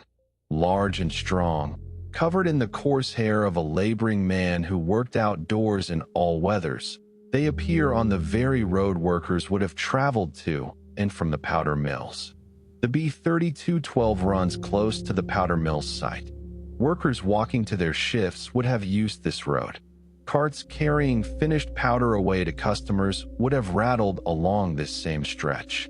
If a worker's spirit was going to haunt anywhere, this road makes symbolic sense. And there's something about the specificity of the manifestation, hands, not a full figure, that fits this theory. In the violence of an explosion, bodies are often dismembered. The hobnail boot story, while horrific, illustrates this reality. What if the worker's death involved losing his hands in the blast?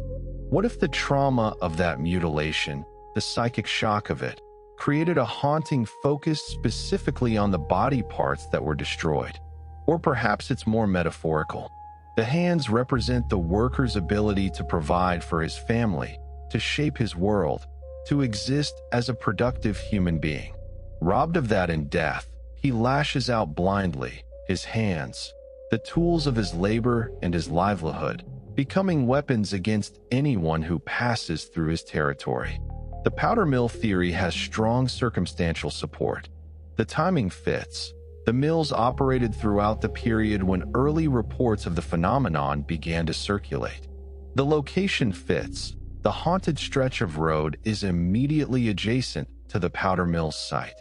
And the nature of the work, with its constant danger and history of violent deaths, provides the kind of tragic background that ghost stories often require. But there are problems with the theory too. If the phenomenon is tied to the powder mills, why did reports continue, and perhaps even intensify, after the mills closed in 1897? Why would a worker's spirit haunt the road rather than the place of his actual death? And why would the haunting take such an aggressive form, actively attempting to harm people who had no connection to the powder industry? These questions don't invalidate the powder mill theory, but they complicate it. Like most aspects of the Hairy Hands legend, the more closely you examine the details, the more mysterious the whole phenomenon becomes. The ruins of the powder mills still stand, and they're accessible to anyone willing to walk the paths that lead to them. Standing among those stone walls, looking at the collapsed buildings and the rusted remains of machinery, it's easy to imagine the terror workers must have felt every day they reported for their shift. The constant awareness that this might be the day something went wrong. The sound of stone wheels grinding powder, a sound that could at any second be replaced by the roar of explosion. The responsibility of supporting a family balanced against the knowledge that you might not make it home tonight. And if spirits can be created by trauma, by violent death and unfinished business, then the powder mills seem like exactly the kind of place that could spawn something that refuses to stay buried. But there are other theories, other possible origins for the Hairy Hands. And to explore them all, we need to step back and look at the full range of explanations that have been proposed over the past century. When faced with a phenomenon like the Hairy Hands, consistent reports across decades, credible witnesses, tangible effects, the human mind demands explanation. We're pattern-seeking creatures. We need things to make sense, to fit into our understanding of how the world works. And when something doesn't fit, when something seems to violate the basic rules of reality, we generate theories to force it back into a comprehensible framework. The theories about the Hairy Hands' origin and nature fall into roughly 3 categories: supernatural, rational skeptical, and psychological. Let's examine each in turn. Supernatural theories. We've already discussed 2 major supernatural theories: the powder mill worker and the Dartmoor prison connection. But there are others. One theory points to Bronze Age activity in the region. Dartmoor is littered with Bronze Age remains, stone circles, burial cairns, settlement foundations. This landscape has been sacred to humans for at least 4,000 years, and archaeological evidence suggests that the area around Post Bridge was particularly significant to prehistoric peoples. Could the Hairy Hands be some kind of ancient guardian spirit, a non-human entity tied to sacred sites in the area? In Celtic and pre-Celtic British folklore, certain locations were believed to have guardian spirits that defended them against intrusion or desecration. These spirits weren't always malevolent, but they could be dangerous if provoked or if they perceived humans as threatening their domain. The construction of the B3212, according to this theory, might have disturbed something ancient. When humans carved a road through the landscape, when they began bringing noisy vehicles and daily traffic through what had been wild moorland for millennia, they might have angered something that had slumbered peacefully until then.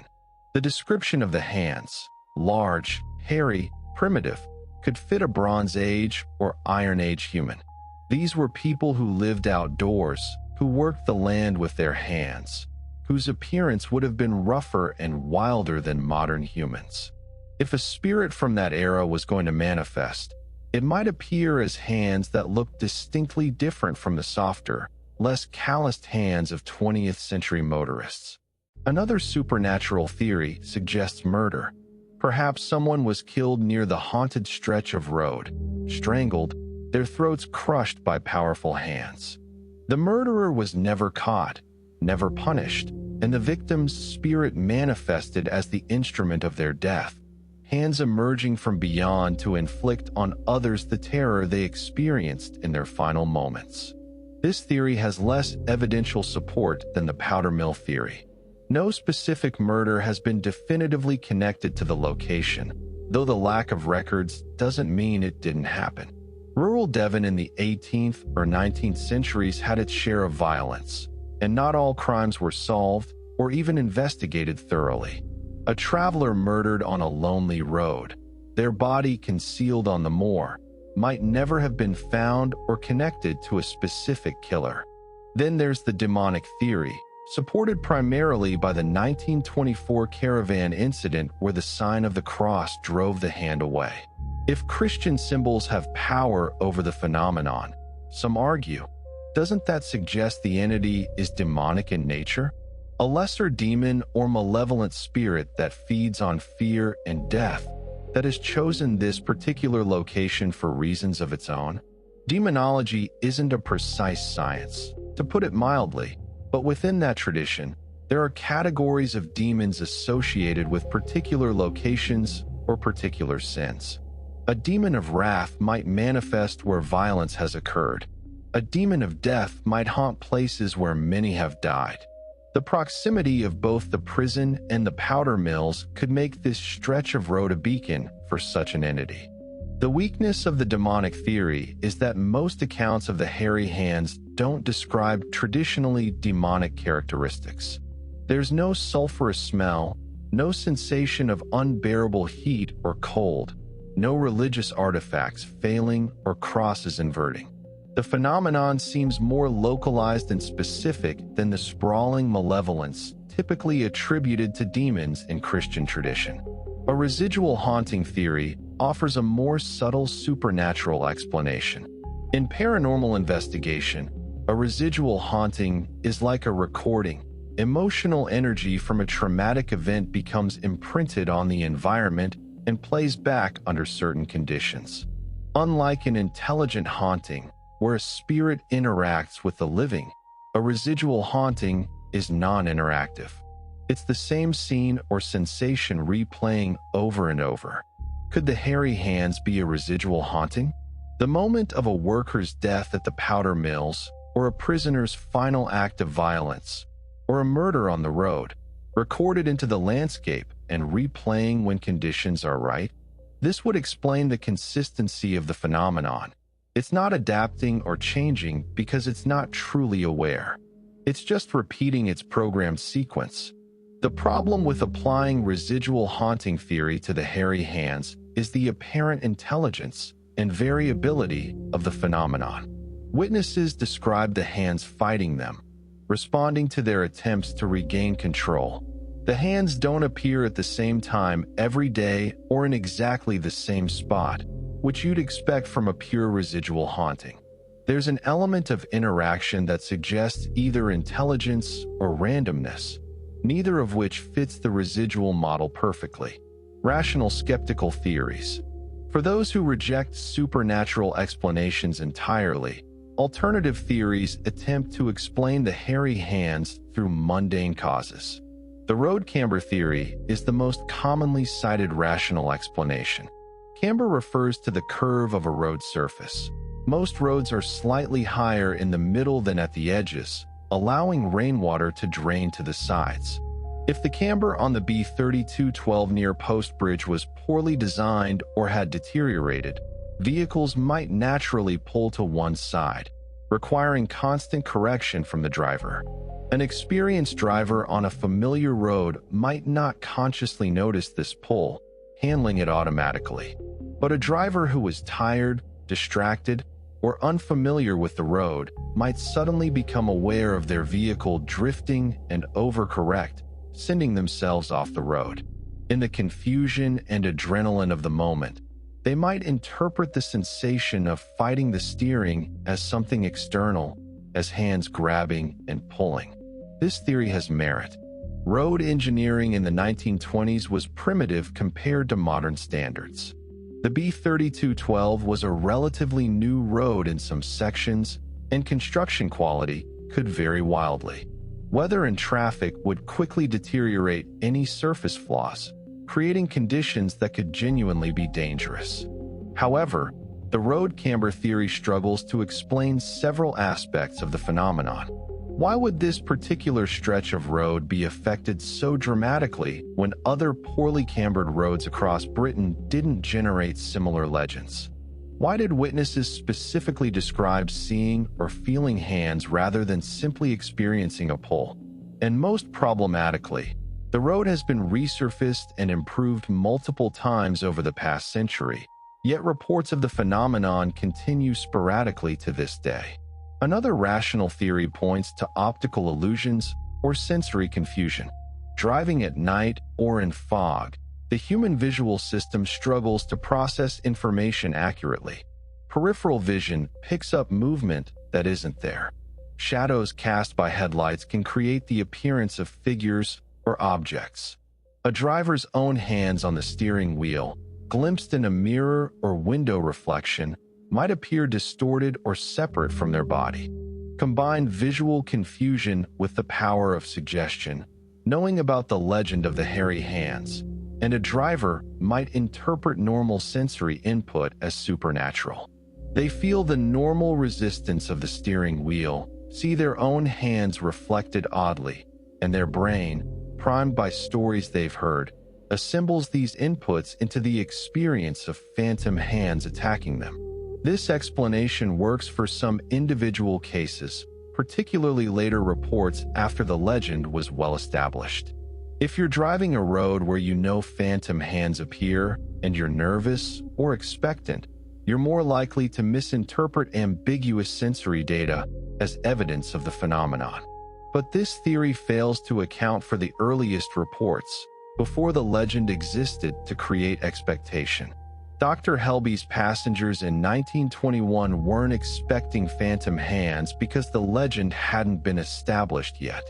The Army captain who gave such detailed testimony in August 1921 wasn't likely to be someone whose testimony would be easily dismissed as hallucination or hysteria. Mechanical failure is another proposed explanation, particularly for the early motorcycle accidents. Motorcycles in the 1920s were notoriously unreliable. Steering linkages could seize. Wheel bearings could fail. Tires could blow out without warning. Perhaps what drivers interpreted as invisible hands grabbing their handlebars was actually sudden catastrophic mechanical failure that made the bike impossible to control. This theory founders on the investigation reports. When Dr. Helby's motorcycle was examined after his fatal crash, investigators found no mechanical failure. The same was true for other accidents where the vehicles were inspected. While mechanical failure undoubtedly caused some accidents on the B-3212, as it did on every road in Britain, it doesn't explain the specific subset of accidents where drivers reported the sensation or vision of hands. A more sophisticated rational theory involves driver psychology and the startle reflex. Imagine you're driving along a dark, isolated road. Your mind wanders. You're not paying full attention. Suddenly, for whatever reason, an animal crossing the road, a gust of wind buffeting your vehicle, a momentary loss of concentration. Your vehicle veers slightly. Your conscious mind snaps back to attention. For a split second, you're not in control, not because something external is controlling the vehicle, but because you were mentally disengaged and your body was operating on autopilot. That moment of disconnection feels like someone else is controlling your vehicle. Your hands are on the wheel, but they're not your hands in that moment of panic and realization. Your startle reflex kicks in. Adrenaline dumps into your system. Your perception narrows and time seems to slow. You fight to regain control, and in your heightened state of fear and confusion, the sensation of your own hands feeling foreign might be interpreted as external hands grasping yours. This is actually a documented psychological phenomenon. In moments of extreme stress or dissociation, people can feel disconnected from their own bodies, perceiving their limbs as separate from themselves. Combine that with the power of suggestion from knowing about the Hairy Hands legend, and you have a recipe for misinterpreting a normal moment of inattention as a supernatural attack. This theory is sophisticated and psychologically plausible. It accounts for the specificity of the sensation without requiring supernatural intervention.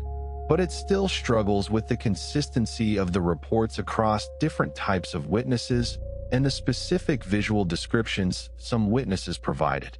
It's one thing to feel disconnected from your hands. It's another to see hands that aren't yours described in consistent detail by multiple witnesses.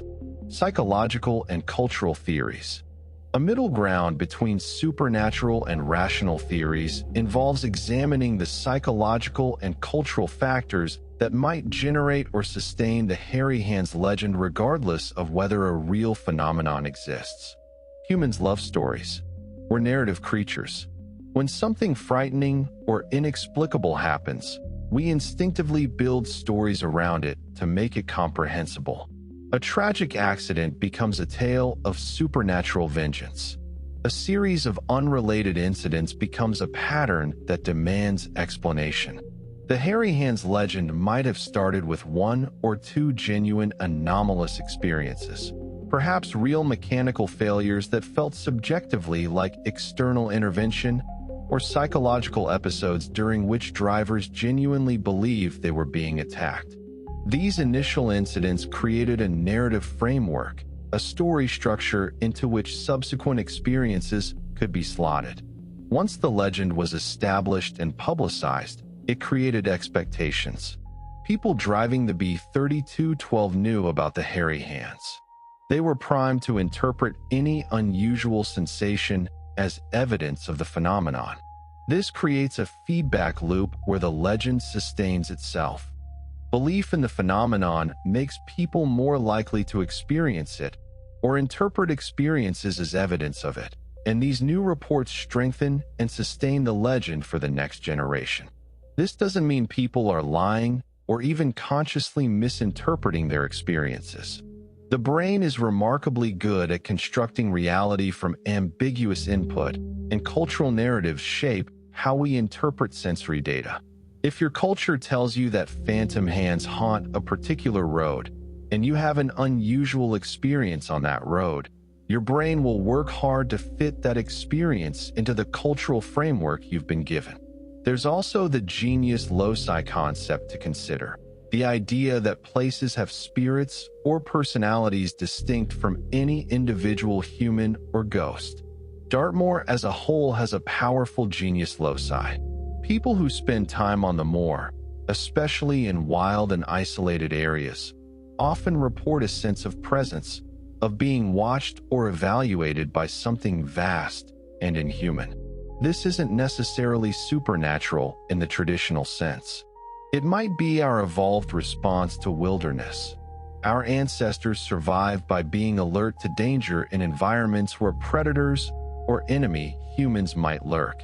The feeling of being watched in wild places might be our pattern recognition systems on high alert, looking for threats in the landscape.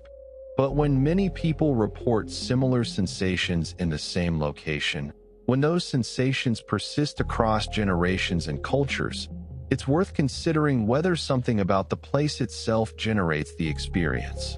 Maybe Dartmoor's particular combination of isolation, harsh beauty, ancient history, and atmospheric conditions creates psychological states in which unusual experiences are more likely. The Hairy Hands, from this perspective, are Dartmoor's genius loci manifesting in a form shaped by local history and cultural expectations. The powder mill workers, the prison suffering, the Bronze Age sanctity of the land. All of these elements feed into the collective unconscious of the region, and they emerge as hands because hands are universal symbols of human agency and labor, because hands connect to the historical tragedies of the area. This is more poetic than scientific, admittedly, but it offers a framework for understanding why the legend persists and evolves, why it continues to resonate with people who visit Dartmoor today, and why this particular supernatural story has such enduring power. What can we conclude? The honest answer is, we don't know. Despite over a century of reports, investigations, and theorizing, the hairy hands remain unexplained in any definitive sense. The supernatural theories can't be proven. We can't produce the ghost of a powder mill worker or demonstrate that Bronze Age spirits exist. The phenomena, if they're real in any objective sense, don't operate by rules we can predict or test reliably. The rational theories don't quite fit all the evidence. Road conditions don't fully explain the consistency of reports. Psychological misinterpretation doesn't account for the specific details witnesses provide. Mechanical failure was ruled out in many of the early documented cases. What we're left with is a phenomenon that resists easy categorization. Some experiences may have mundane explanations. Others may be psychological or cultural in nature. And some, maybe just a few, maybe none, maybe all of them, might represent something genuinely anomalous, something that doesn't fit into our current understanding of how reality works. And that uncertainty, that space where questions outnumber answers, is precisely where legends thrive and endure. The hairy hands didn't disappear after the intense media attention of the early 1920s.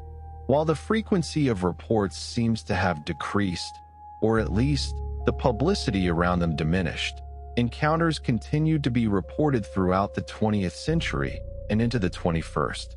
These later reports are important because they demonstrate the legend's enduring power and also show how it has evolved over time. Let's examine some of the more notable later encounters. The 1962 windscreen encounter.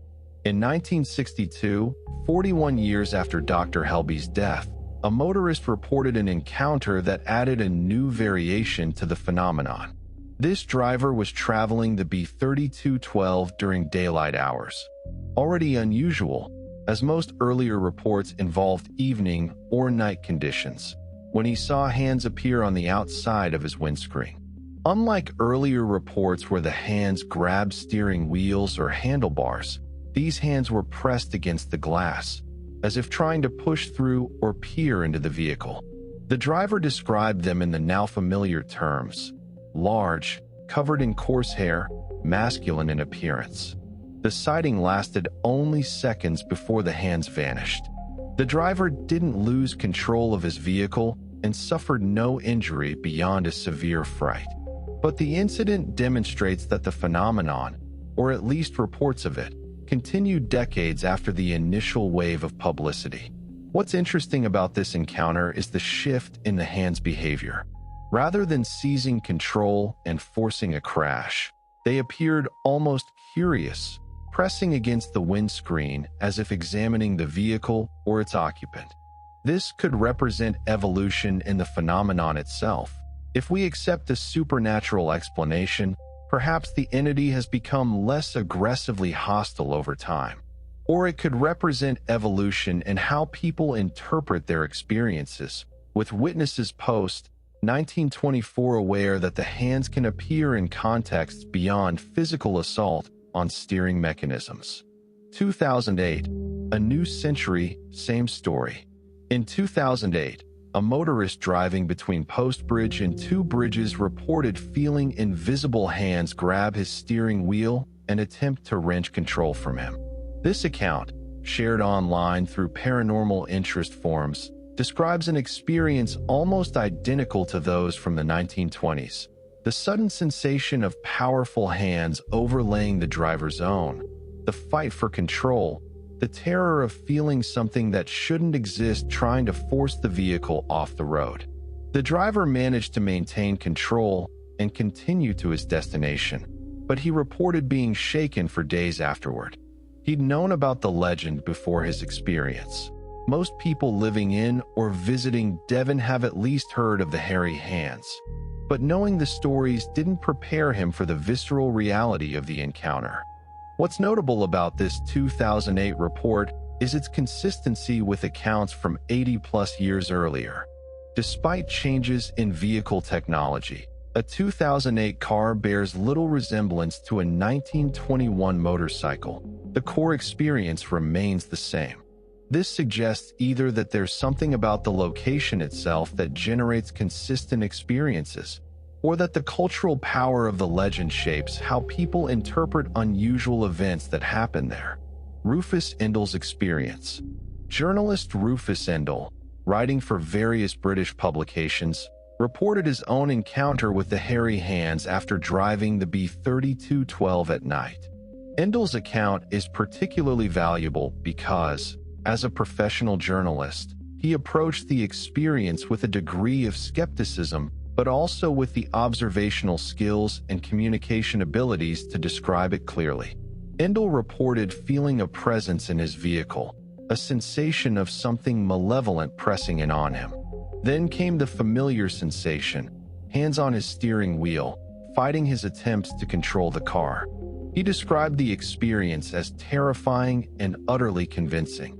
While it was happening, he had no doubt that something external and hostile was attacking him. After escaping the affected stretch of road and calming down, Endell found himself grappling with interpretation. His rational mind insisted there must be a logical explanation: psychological state, road conditions, simple fear generated by knowledge of the legend.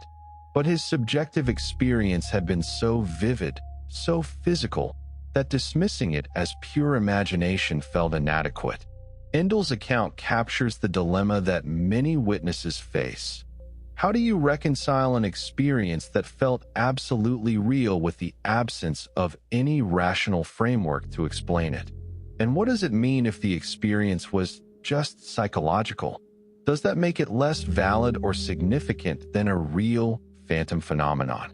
Anonymous Modern reports. In the age of internet forums and social media, stories about the Hairy Hands continue to circulate. People post on Reddit, on paranormal interest sites, on local Devon forums, describing their experiences on the B3212. Many of these reports follow familiar patterns: driving at night, sudden loss of control, sensation of hands on the steering wheel, terror, and confusion. Others describe less dramatic encounters: a sense of unease while passing through the area, glimpses of movement at the periphery of vision, the feeling of being watched. Skeptics point out that these anonymous online reports are unreliable evidence. Anyone can post anything on the internet, and there's no way to verify claims or investigate the experiences in detail. Stories might be fabricated for attention, misremembered, or unconsciously shaped by knowledge of the legend. But believers counter that the internet allows people to report experiences they might otherwise keep private. Before online anonymity, someone who encountered something strange might choose not to report it for fear of ridicule. Now they can share their story and find others who've had similar experiences, creating a new form of documentation even if it lacks the formal structure of earlier investigations. What's clear is that the legend hasn't died. Whether through genuine, continued, anomalous experiences or through the cultural perpetuation of the story, the Hairy Hands remain part of Dartmoor's identity a century after they first captured national attention. The Hairy Hands haven't just persisted as local legend. They've entered popular culture in various forms, each iteration adding new layers to the story and ensuring its transmission to new generations. Early literary and spiritualist coverage. We've mentioned the 1921 Daily Mail article that helped spread the legend nationally. But the Hairy Hands also appeared in spiritualist newsletters and journals in 1922 and 1923, discussed as potential evidence of survival after death or as an example of psychic phenomena that demanded investigation. Charles Fort, the American writer who documented paranormal and anomalous phenomena, mentioned the hairy hands in his 1932 book, Wild Talents. Fort was fascinated by events that defied conventional scientific explanation, and he saw the Dartmoor phenomenon as an example of how little we truly understand about reality's boundaries. His inclusion of the story introduced it to an international audience interested in the weird and unexplained. The Mad Piano Theory and Les Mains d'Orlac. An interesting cultural connection exists between the Hairy Hands legend and a 1920 novel and 1924 film. Les Mains d'Orlac, The Hands of Orlac, by Maurice Renard tells the story of a concert pianist whose hands are destroyed in an accident. He receives transplanted hands that, unknown to him, belong to a murderer. The pianist becomes convinced that the hands have a will of their own, that they're compelling him toward violence. The 1924 film adaptation of this novel, directed by Robert Wien, who'd previously directed The Cabinet of Dr. Caligari, was released shortly after the Hairy Hands legend reached national prominence. Some theorists have suggested that the cultural moment was receptive to stories about disembodied or autonomous hands, and that exposure to fiction about murderous hands may have influenced how people interpreted their experiences on Dartmoor. This doesn't mean the Hairy Hands were inspired by fiction. The reports precede both the novel and film. But cultural cross-pollination might have shaped how the legend developed and how witnesses describe their experiences. When a concept exists in the cultural imagination, it becomes easier to articulate similar experiences using that framework. Radio drama. In 1999, BBC Radio 4 broadcast a drama based on the Hairy Hands legend as part of their Fear on 4 horror series. The play took liberties with the original legend, adding fictional characters and plot elements to create a traditional ghost story structure. While not documentary in nature, the radio play introduced the legend to a new generation of listeners who might never have heard of it otherwise. Radio drama is particularly effective for supernatural horror. The listener's imagination fills in the visuals, often creating something more frightening than any visual medium could depict. The Fear on 4 adaptation emphasized the psychological horror of the phenomenon, exploring how the constant awareness of potential attack might wear down a character's sanity. It also played with the isolation of Dartmoor, using sound design to create a sense of vast, empty space pressing in on the characters. Television and quiz shows. The popular British quiz show QI, quite interesting, mentioned the Hairy Hands in an episode about unexplained phenomena. For millions of viewers, this might have been their first exposure to the legend. QI's format involves presenting bizarre but true facts, lending credibility to the story even as the show maintained its characteristic skeptical but curious tone. Other television programs focusing on paranormal phenomena, British folklore, or unexplained mysteries have featured segments on the Hairy Hands. These vary wildly in quality and credibility. Some approach the subject with journalistic rigor, interviewing witnesses and visiting the location. Others treat it as entertainment, using spooky music and dramatic reenactments to maximize fear factor rather than understanding. Tourism and local culture. For Dartmoor's tourist industry, the Hairy Hands are something of a double-edged sword. On one hand, ghost stories and mysterious legends attract visitors. People who might not otherwise venture onto Dartmoor come specifically to drive the haunted stretch of road, to visit Post Bridge, to stand on the bridge over the East Dart River and imagine Dr. Helby's fatal crash. The Dartmoor National Park Visitor Center and Post Bridge includes information about local legends, though they're careful to present them as folklore rather than endorsing any supernatural interpretation. Local tour guides often include the hairy hands in their presentations, especially on ghost-themed tours. But there's also concern that emphasizing the creepy and supernatural might overshadow Dartmoor's genuine natural beauty and historical significance. Park authorities want people to appreciate the landscape, the archaeology, the ecology, not just show up hoping for a paranormal thrill. Still, you can't deny that the legend has become part of Dartmoor's brand. The hairy hands are mentioned in guidebooks, featured on paranormal tourism websites, and discussed in local pubs. They're part of what makes this place unique, part of the texture of living in or visiting this particular corner of Devon. Online era and modern transmission. In the internet age, the hairy hands legend has found new life on websites dedicated to ghosts, unexplained phenomena, and British folklore. YouTube features multiple videos about the phenomenon, from serious documentary-style investigations to sensationalized Top 10 Scariest Hauntings compilations where the hairy hands take their place alongside more famous ghosts. Social media allows rapid sharing of both historical accounts and new reports. Someone posts about their experience on the B3212, others respond with their own stories or theories, and the legend continues to evolve in real time. Whether these online discussions represent genuine investigation or just entertainment is debatable, but they ensure the legend doesn't fade into obscurity. The hairy hands have achieved a kind of immortality through cultural transmission. Even if every single report was misinterpretation or fabrication, even if nothing supernatural ever happened on that road, the legend itself is now a permanent part of British folklore. Future generations will know the story, and some percentage of them will venture to Dartmoor, hoping to encounter the phenomenon for themselves. To truly understand the hairy hands, we need to place them in the broader context of Dartmoor's supernatural tradition. This isn't an isolated legend springing from nowhere. It's part of a rich tapestry. Yes, I know, but it fits here.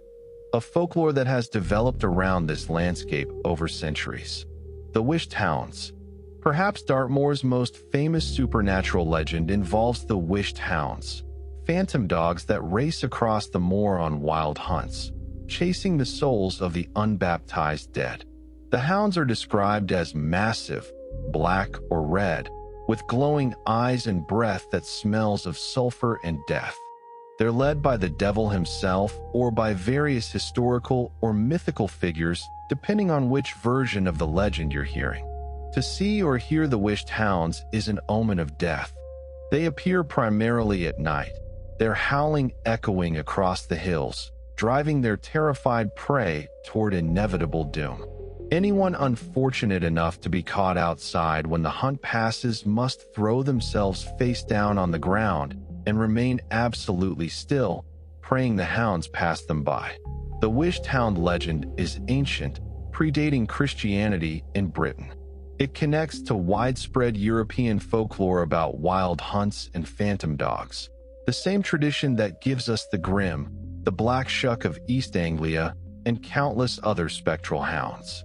On Dartmoor, the legend is particularly vivid, perhaps because the landscape itself seems suited to wild, impossible hunts racing through the darkness. Lady Howard's coach. Another famous Dartmoor ghost is Lady Howard, who is condemned to ride from Oakhampton Castle to Tavistock in a coach made of bones and pulled by headless horses.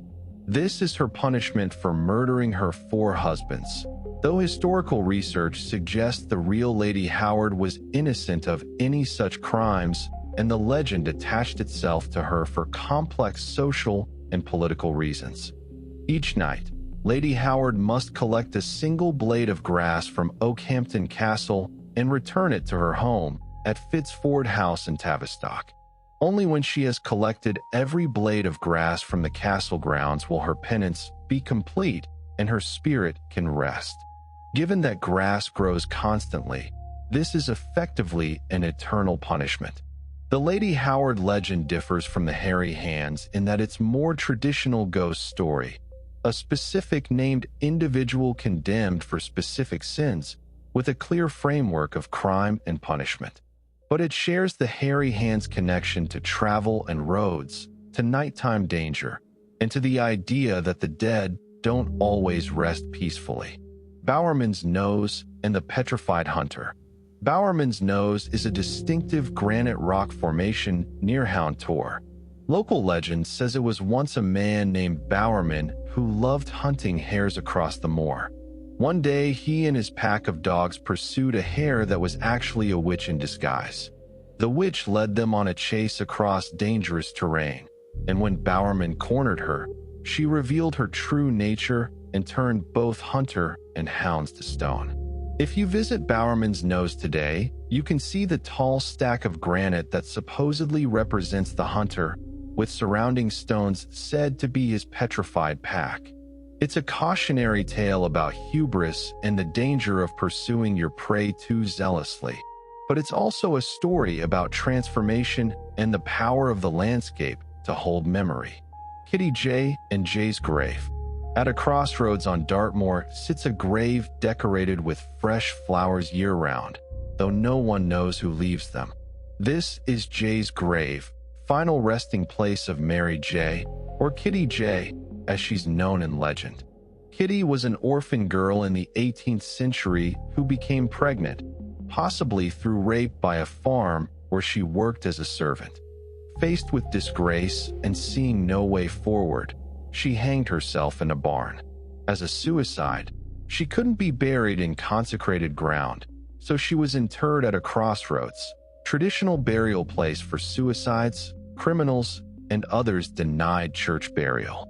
Her spirit supposedly haunts the crossroads, and mysterious fresh flowers appear on the grave constantly. Various theories exist about who leaves them. Some say it's a guilty descendant of the man who ruined her. Others suggest it's just kind locals maintaining a tradition. Still others believe the flowers are supernatural in origin, placed by Kitty herself or by sympathetic spirits. The Vixen Tor Witch. Vixen Tor is another dramatic granite outcrop on Dartmoor, and like many tors, it has a dark legend attached. A witch supposedly lived there, luring travelers to their doom by appearing as a beautiful woman in distress. When foolish young men tried to help her, she would reveal her true form and throw them from the heights of the Tor to their deaths on the rocks below. The witch was eventually defeated. Versions of the legend vary on exactly how, but her malevolent presence is said to linger around Vixen Tor, making it an unlucky place to visit, especially at night or in fog. Common themes in Dartmoor folklore. What do all these legends share? First, they're tied to specific locations, particular tors, roads, crossroads, rocks. Dartmoor's folklore isn't vague or general. It's anchored to the physical landscape in ways that make it feel more immediate and real. Second, they involve transformation or transgression.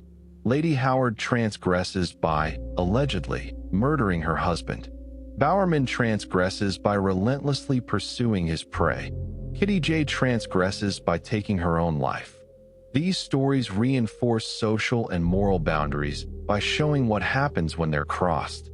Third, many involve travel and danger. The Wished Hounds hunt across the moor.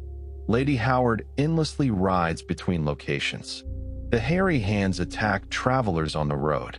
The Vixen Tor Witch preys on those who approach her domain.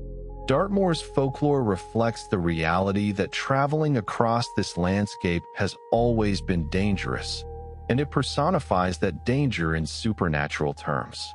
Fourth, they resist simple resolutions. Kitty J's flowers continue appearing. The Wished Hounds still hunt. Lady Howard still rides. These aren't stories that end neatly with evil defeated and good triumphant. They're ongoing, eternal, suggesting that some wrongs can't be righted, some punishments never end, and some dangers persist regardless of human wishes. The Hairy Hands fit perfectly into this folklore tradition. They're tied to a specific location. They involve transgression. Someone died wrongly, violently, and refuses to rest. They threaten travelers and make a dangerous landscape even more hazardous. And they resist resolution. Despite decades of reports and investigations, the phenomenon continues, unexplained and apparently eternal. Understanding this folklore context helps explain why the Hairy Hands legend gained traction so quickly in the 1920s.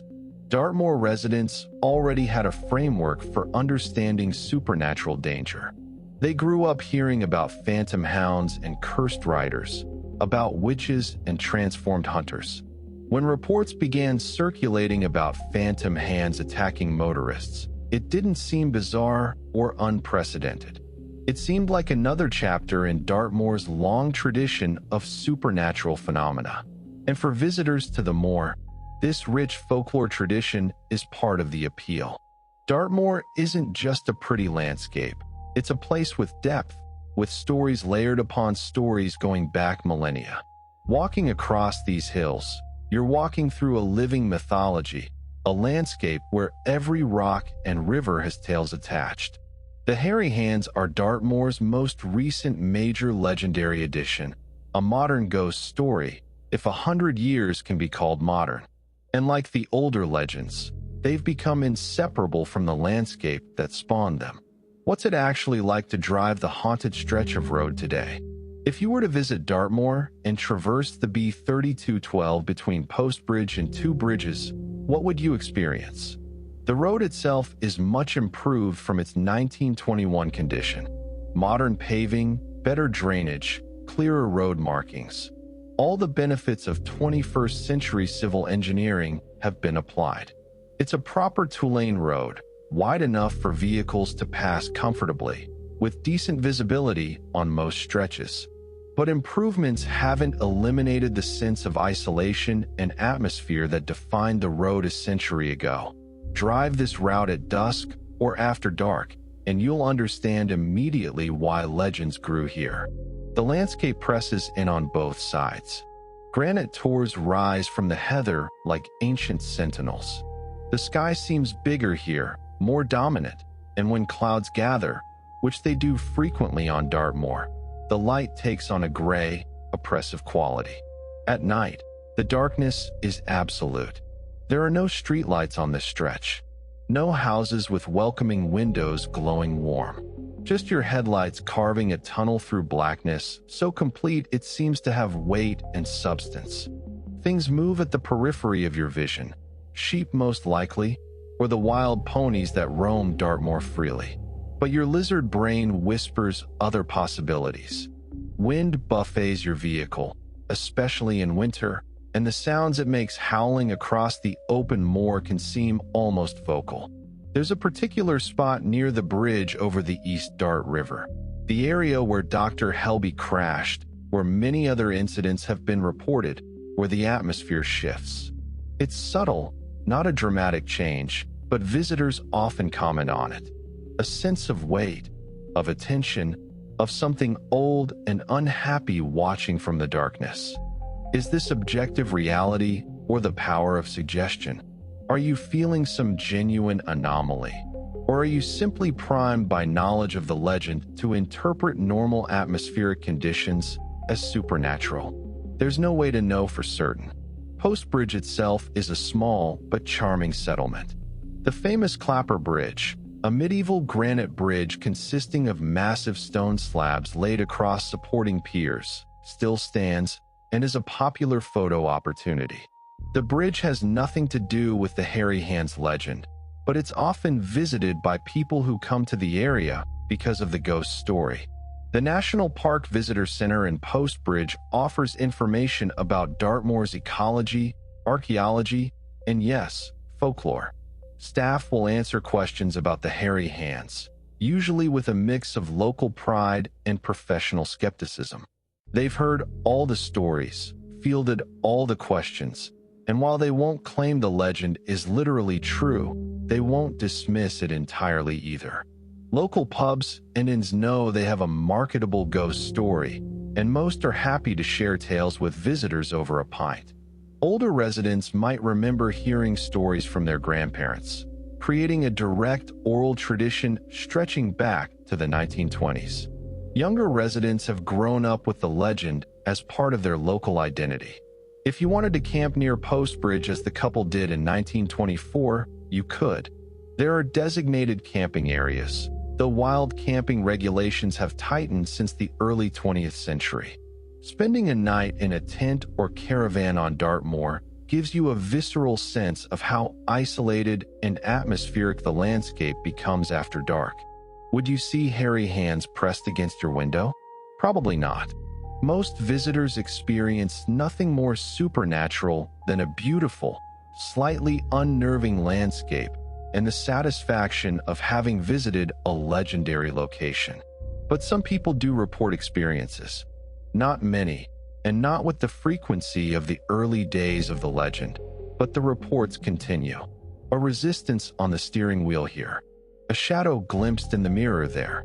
A sense of presence, of being watched, of something not quite right about this particular stretch of road.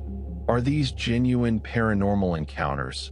Or are they the predictable result of visiting a legendary location with expectations shaped by decades of stories? The question may be unanswerable, but it's worth asking. For paranormal investigators and enthusiasts, the B3212 has become something of a pilgrimage site. People come with EMF meters, night vision cameras, audio recorders, all the paraphernalia of modern ghost hunting. They park near the bridge, wait in the darkness, hope for something to happen. Most nights, nothing does. The investigators sit in cooling cars, watching equipment that shows nothing unusual, eventually giving up and driving away disappointed. But occasionally, rarely, but occasionally, someone captures something. An unexplained shadow in a photograph. A burst of electromagnetic energy that has no obvious source. An audio recording with sounds that defy easy explanation. Skeptics can dismiss all of this as equipment malfunction, wishful thinking, or simple fraud. And they may be right. But the fact that people keep coming, keep investigating, keep hoping to document something real, speaks to the legend's enduring power. The B3212 between Post Bridge and Two Bridges is, in the end, just a road. Asphalt and stone, marking and paint. Nothing inherently supernatural about it. Thousands of vehicles traverse it annually without incident. It's a route to somewhere else for most people, unremarkable in itself. But for those who know the stories, who've heard the testimony, who understand the history, it's something more. It's a place where the veil between ordinary and extraordinary seems thinner, where possibility exceeds probability, where, just maybe, the dead haven't fully departed and the past refuses to remain buried. And that's what makes it worth visiting, whether you believe in phantom hands or not.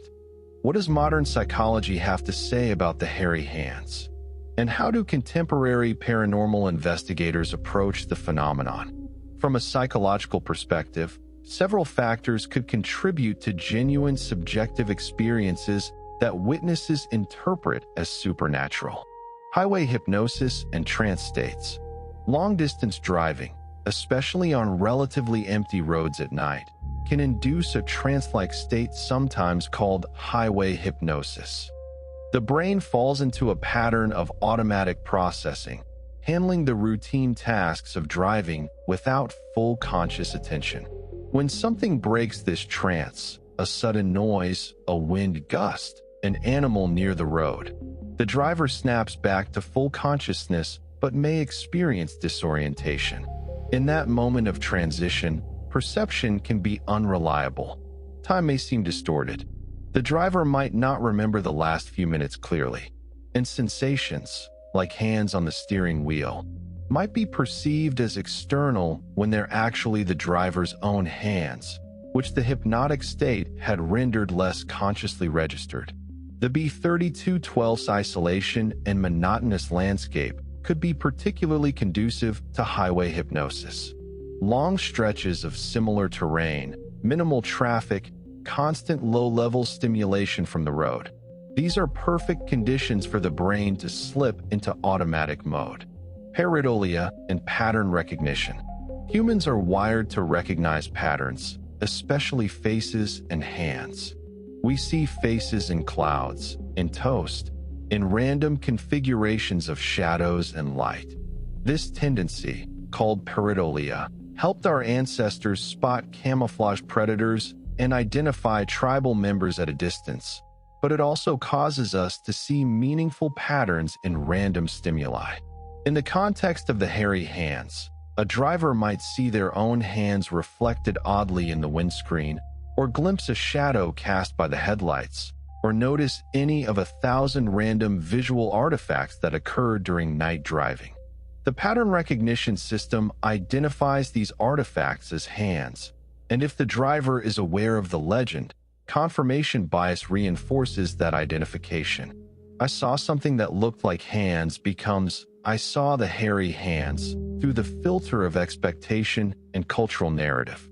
The power of suggestion and expectancy effects. If you know about the hairy hands and you're driving the supposedly haunted stretch of road, especially at night, you're primed to experience something. Your nervous system is on alert. Your attention is heightened. You're scanning for anomalies. This state of expectancy makes you more likely to notice and remember unusual sensations. A slight resistance in the steering that you'd normally correct without conscious thought becomes significant.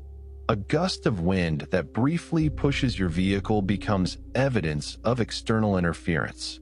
Your own nervousness makes your hands grip the wheel tighter, and that sensation might be misattributed to external pressure.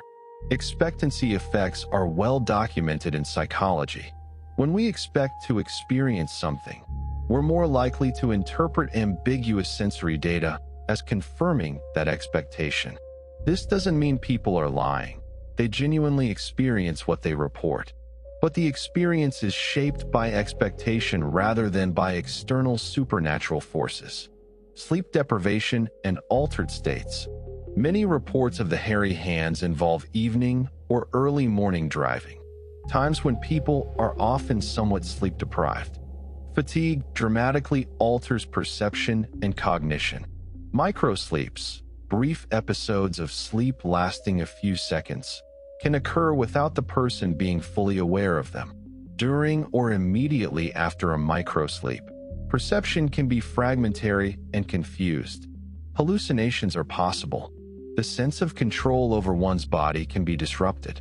A driver experiencing a microsleep might lose control of their vehicle briefly, then snap back to consciousness with no clear memory of what just happened and a powerful sense that something external caused the loss of control. Dissociation and derealization. Under stress, some people experience dissociation, a sense of being disconnected from their own body or from reality. Derealization, a related phenomenon, makes the world seem unreal, dreamlike, or distorted. Driving a lonely road at night, especially if the driver is anxious or has been thinking about the legend, could trigger mild dissociative states. In such a state, one's own hands might feel foreign or separate. The act of controlling the vehicle might seem to be happening at a remove, as if someone else is doing it.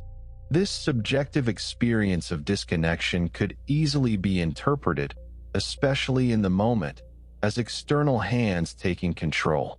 Post hoc rationalization. When something unexpected happens, a vehicle veers, control is lost, an accident occurs. The conscious mind immediately begins trying to explain what happened. If there's no obvious mechanical failure, if road conditions seem fine, but there's a local legend about phantom hands, that legend offers a ready-made explanation. The driver might genuinely believe they felt or saw hands because their mind is filling in gaps, constructing a coherent narrative from incomplete or ambiguous sensory data. Memory is reconstructive, not reproductive. We don't store perfect recordings of events, but rather assemble memories from fragments, and those assemblies are influenced by our beliefs, expectations, and the stories available to us. But what about the early cases? These psychological explanations have merit, particularly for later reports after the legend was well established. But they struggle with the earliest cases, especially Dr. Helby's death and the Army captain's encounter in 1921. These witnesses weren't primed by widespread knowledge of the legend. It didn't exist yet. They weren't seeking supernatural experiences. In the captain's case specifically, his detailed description and willingness to report it publicly despite potential ridicule suggests genuine conviction that something extraordinary had occurred. Highway hypnosis doesn't explain why the children in Helby's sidecar reported seeing hands. Pareidolia doesn't account for the tactile sensations witnesses describe.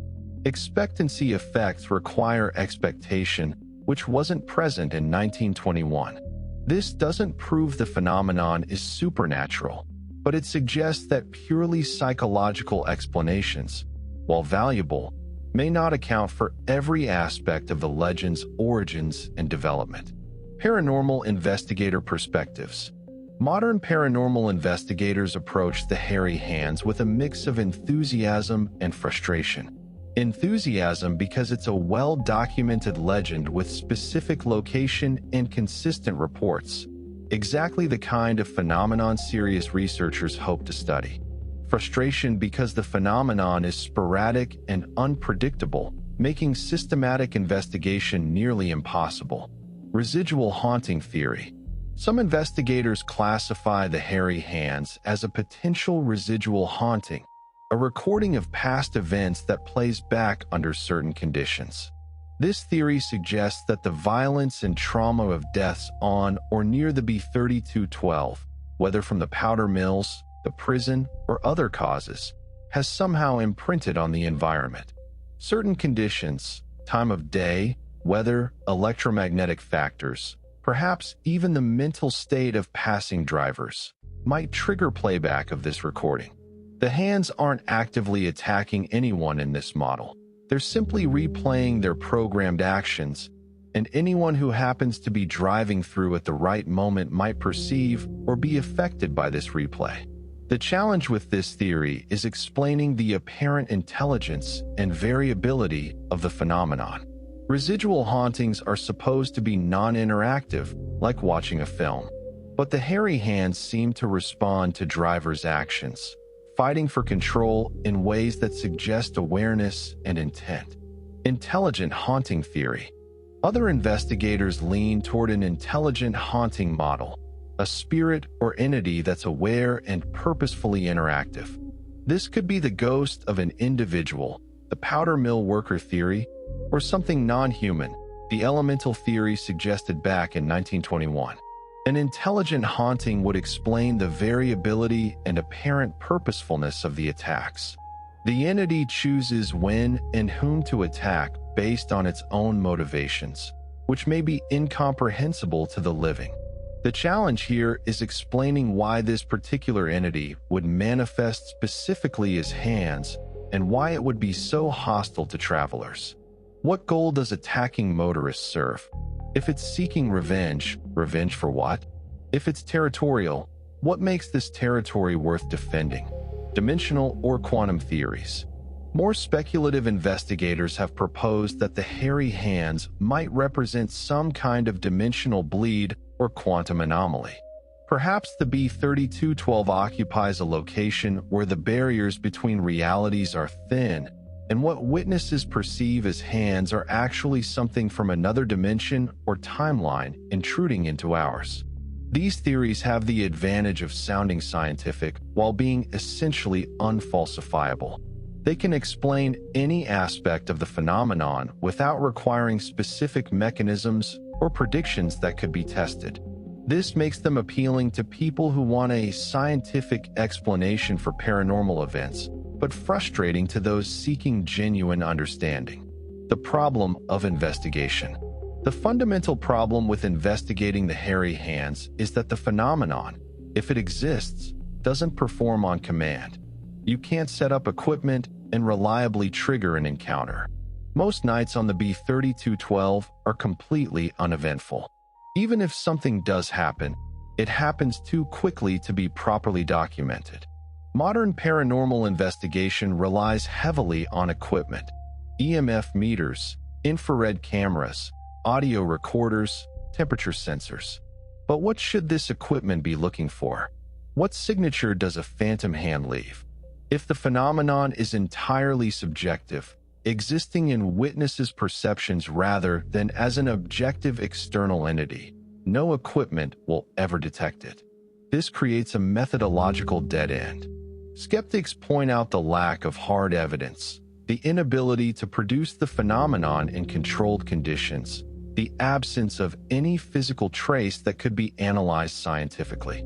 Believers counter that absence of evidence isn't evidence of absence, that paranormal phenomena, by definition, resist conventional investigation methods, and that witness testimony should be taken seriously. The debate remains unresolved, and given the nature of the phenomenon, it may remain unresolved indefinitely. What this means for understanding the legend, whether approached psychologically or from a paranormal perspective, the Hairy Hands resist simple categorization. They're too consistent and specific to be dismissed as pure fabrication, yet too sporadic and variable to be studied systematically. What we're left with is a phenomenon that exists primarily in the space between objective and subjective reality. It's real to those who experience it. It has measurable effects. Vehicles go off roads, people are injured or killed, witnesses are traumatized. But it leaves no physical evidence, allows no controlled study, and offers no clear mechanism by which it operates. This liminal quality, neither fully proven nor fully disproven, neither entirely rational nor entirely supernatural, is precisely what keeps the legend vital. It occupies a space of possibility, of uncertainty, where both belief and skepticism can find purchase. And that space, that uncertainty, is where the human imagination thrives. We've traveled a long road together, from Dr. Helby's fatal crash in June 1921 to the present day. We've explored theories ranging from vengeful spirits to road camber problems, from powder mill workers to Bronze Age guardians.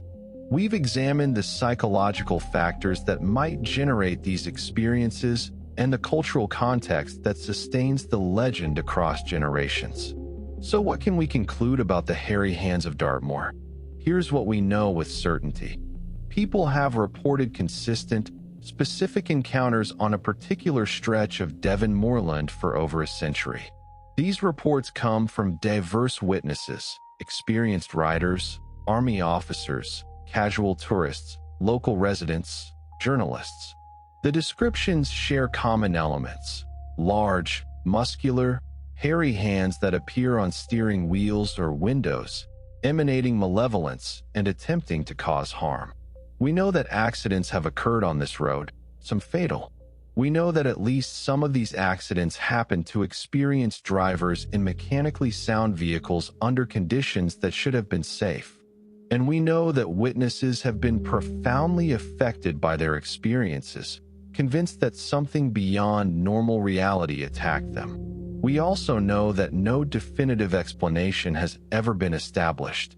The rational theories don't quite fit all the data.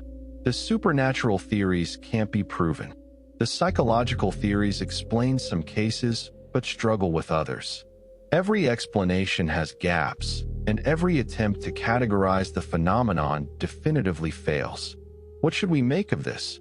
Perhaps the hairy hands are exactly what witnesses say they are: genuine paranormal entities, spirits, or forces that manifest on a haunted stretch of road for reasons we can't fully understand.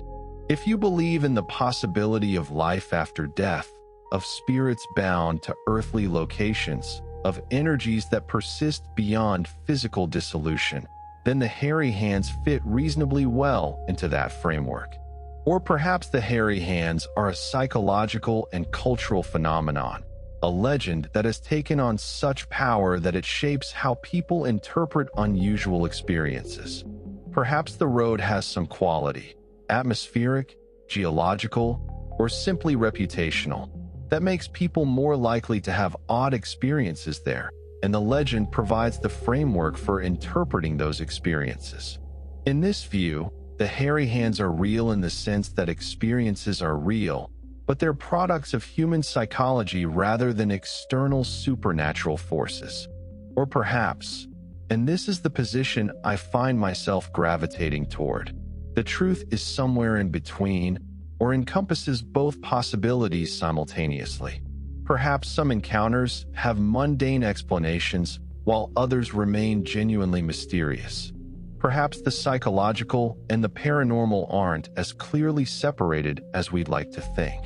Perhaps there are aspects of consciousness, perception, and reality that our current frameworks don't adequately capture. The hairy hands endure because they resist easy answers. They occupy a space of genuine uncertainty where multiple explanations remain plausible. And humans are drawn to that kind of mystery like moths to flame. We want to believe in something beyond the mundane, beyond the completely knowable and categorizable.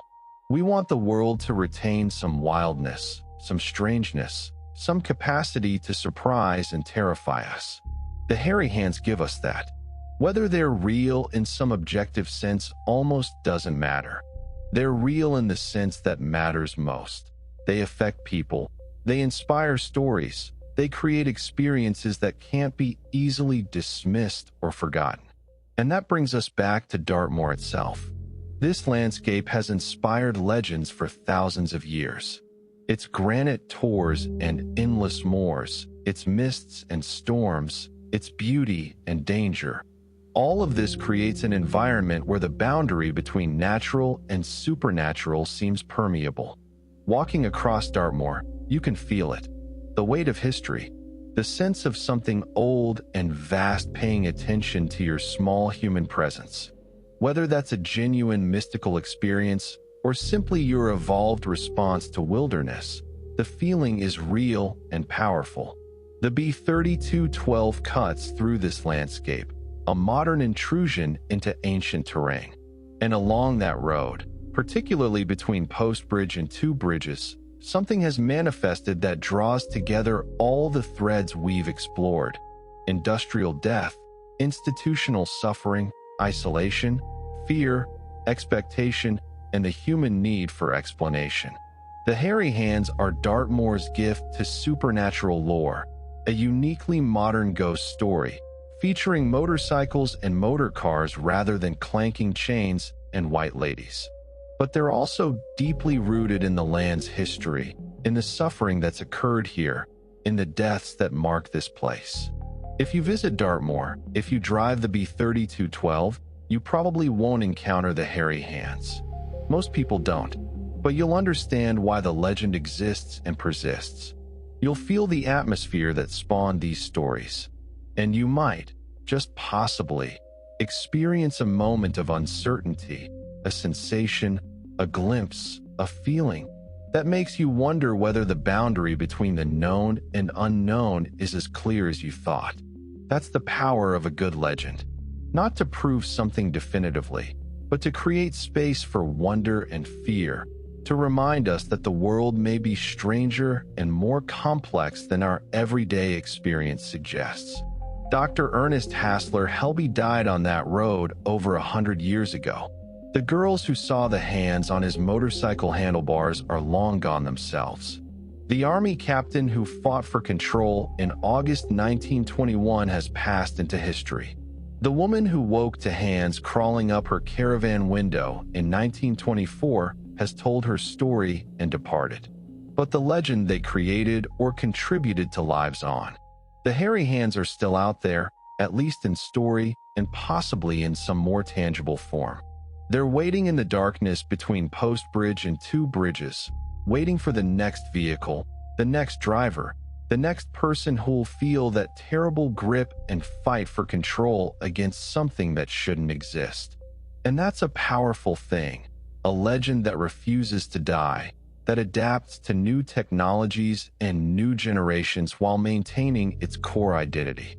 The hairy hands have survived the transition from horse-drawn carriages to motorcycles to modern cars. They've survived changing explanatory frameworks, from spiritualist to psychological to paranormal investigative. They've survived skepticism and belief, documentation and dismissal. They survive because they touch something deep in human psychology. Our fear of losing control, our awareness that death can strike without warning, our suspicion that the dead might not rest easy, our relationship with landscapes that simultaneously attract and terrify us. So whether you believe in literal phantom hands or see the legend as a cultural construct, whether you approach it with scientific skepticism or spiritual openness, the Hairy Hands of Dartmoor remain one of Britain's most compelling supernatural mysteries. And if you find yourself driving the B3212 on a dark evening, if you feel the isolation pressing in and the shadows deepening, if you sense something watching from the ancient tors, well, keep both hands firmly on the steering wheel. Fight for control if you must, and hope that if the hairy hands reach for you, they find you too difficult to target and move on to easier prey. Because after a century of reports, after all the investigation and theorizing and debate, one thing remains clear. On a lonely stretch of Devon moorland, something continues to manifest. Something that terrifies those who encounter it. Something that has killed and may kill again. Something with large, muscular, hairy hands. If you've enjoyed diving into this mystery with me, if you found yourself wondering what you'd do if phantom hands seized your steering wheel, then please consider hitting that like button and subscribing to the channel. We explore legends like this every week. Tales of myth, folklore, and the unexplained, presented in the same detailed, respectful way we've examined the hairy hands today. And if you've ever experienced something you can't explain, something that made you question the boundaries of reality, share your story in the comments. You might be surprised at how many others have encountered the inexplicable and lived to tell the tale. Until next time, stay curious, stay skeptical, but stay open to possibility. Because the world is stranger than we know, and sometimes, just sometimes, the legends turn out to be real. Drive safely, and if you're ever on Dartmoor, watch the road carefully between Post Bridge and Two Bridges. The hairy hands are waiting.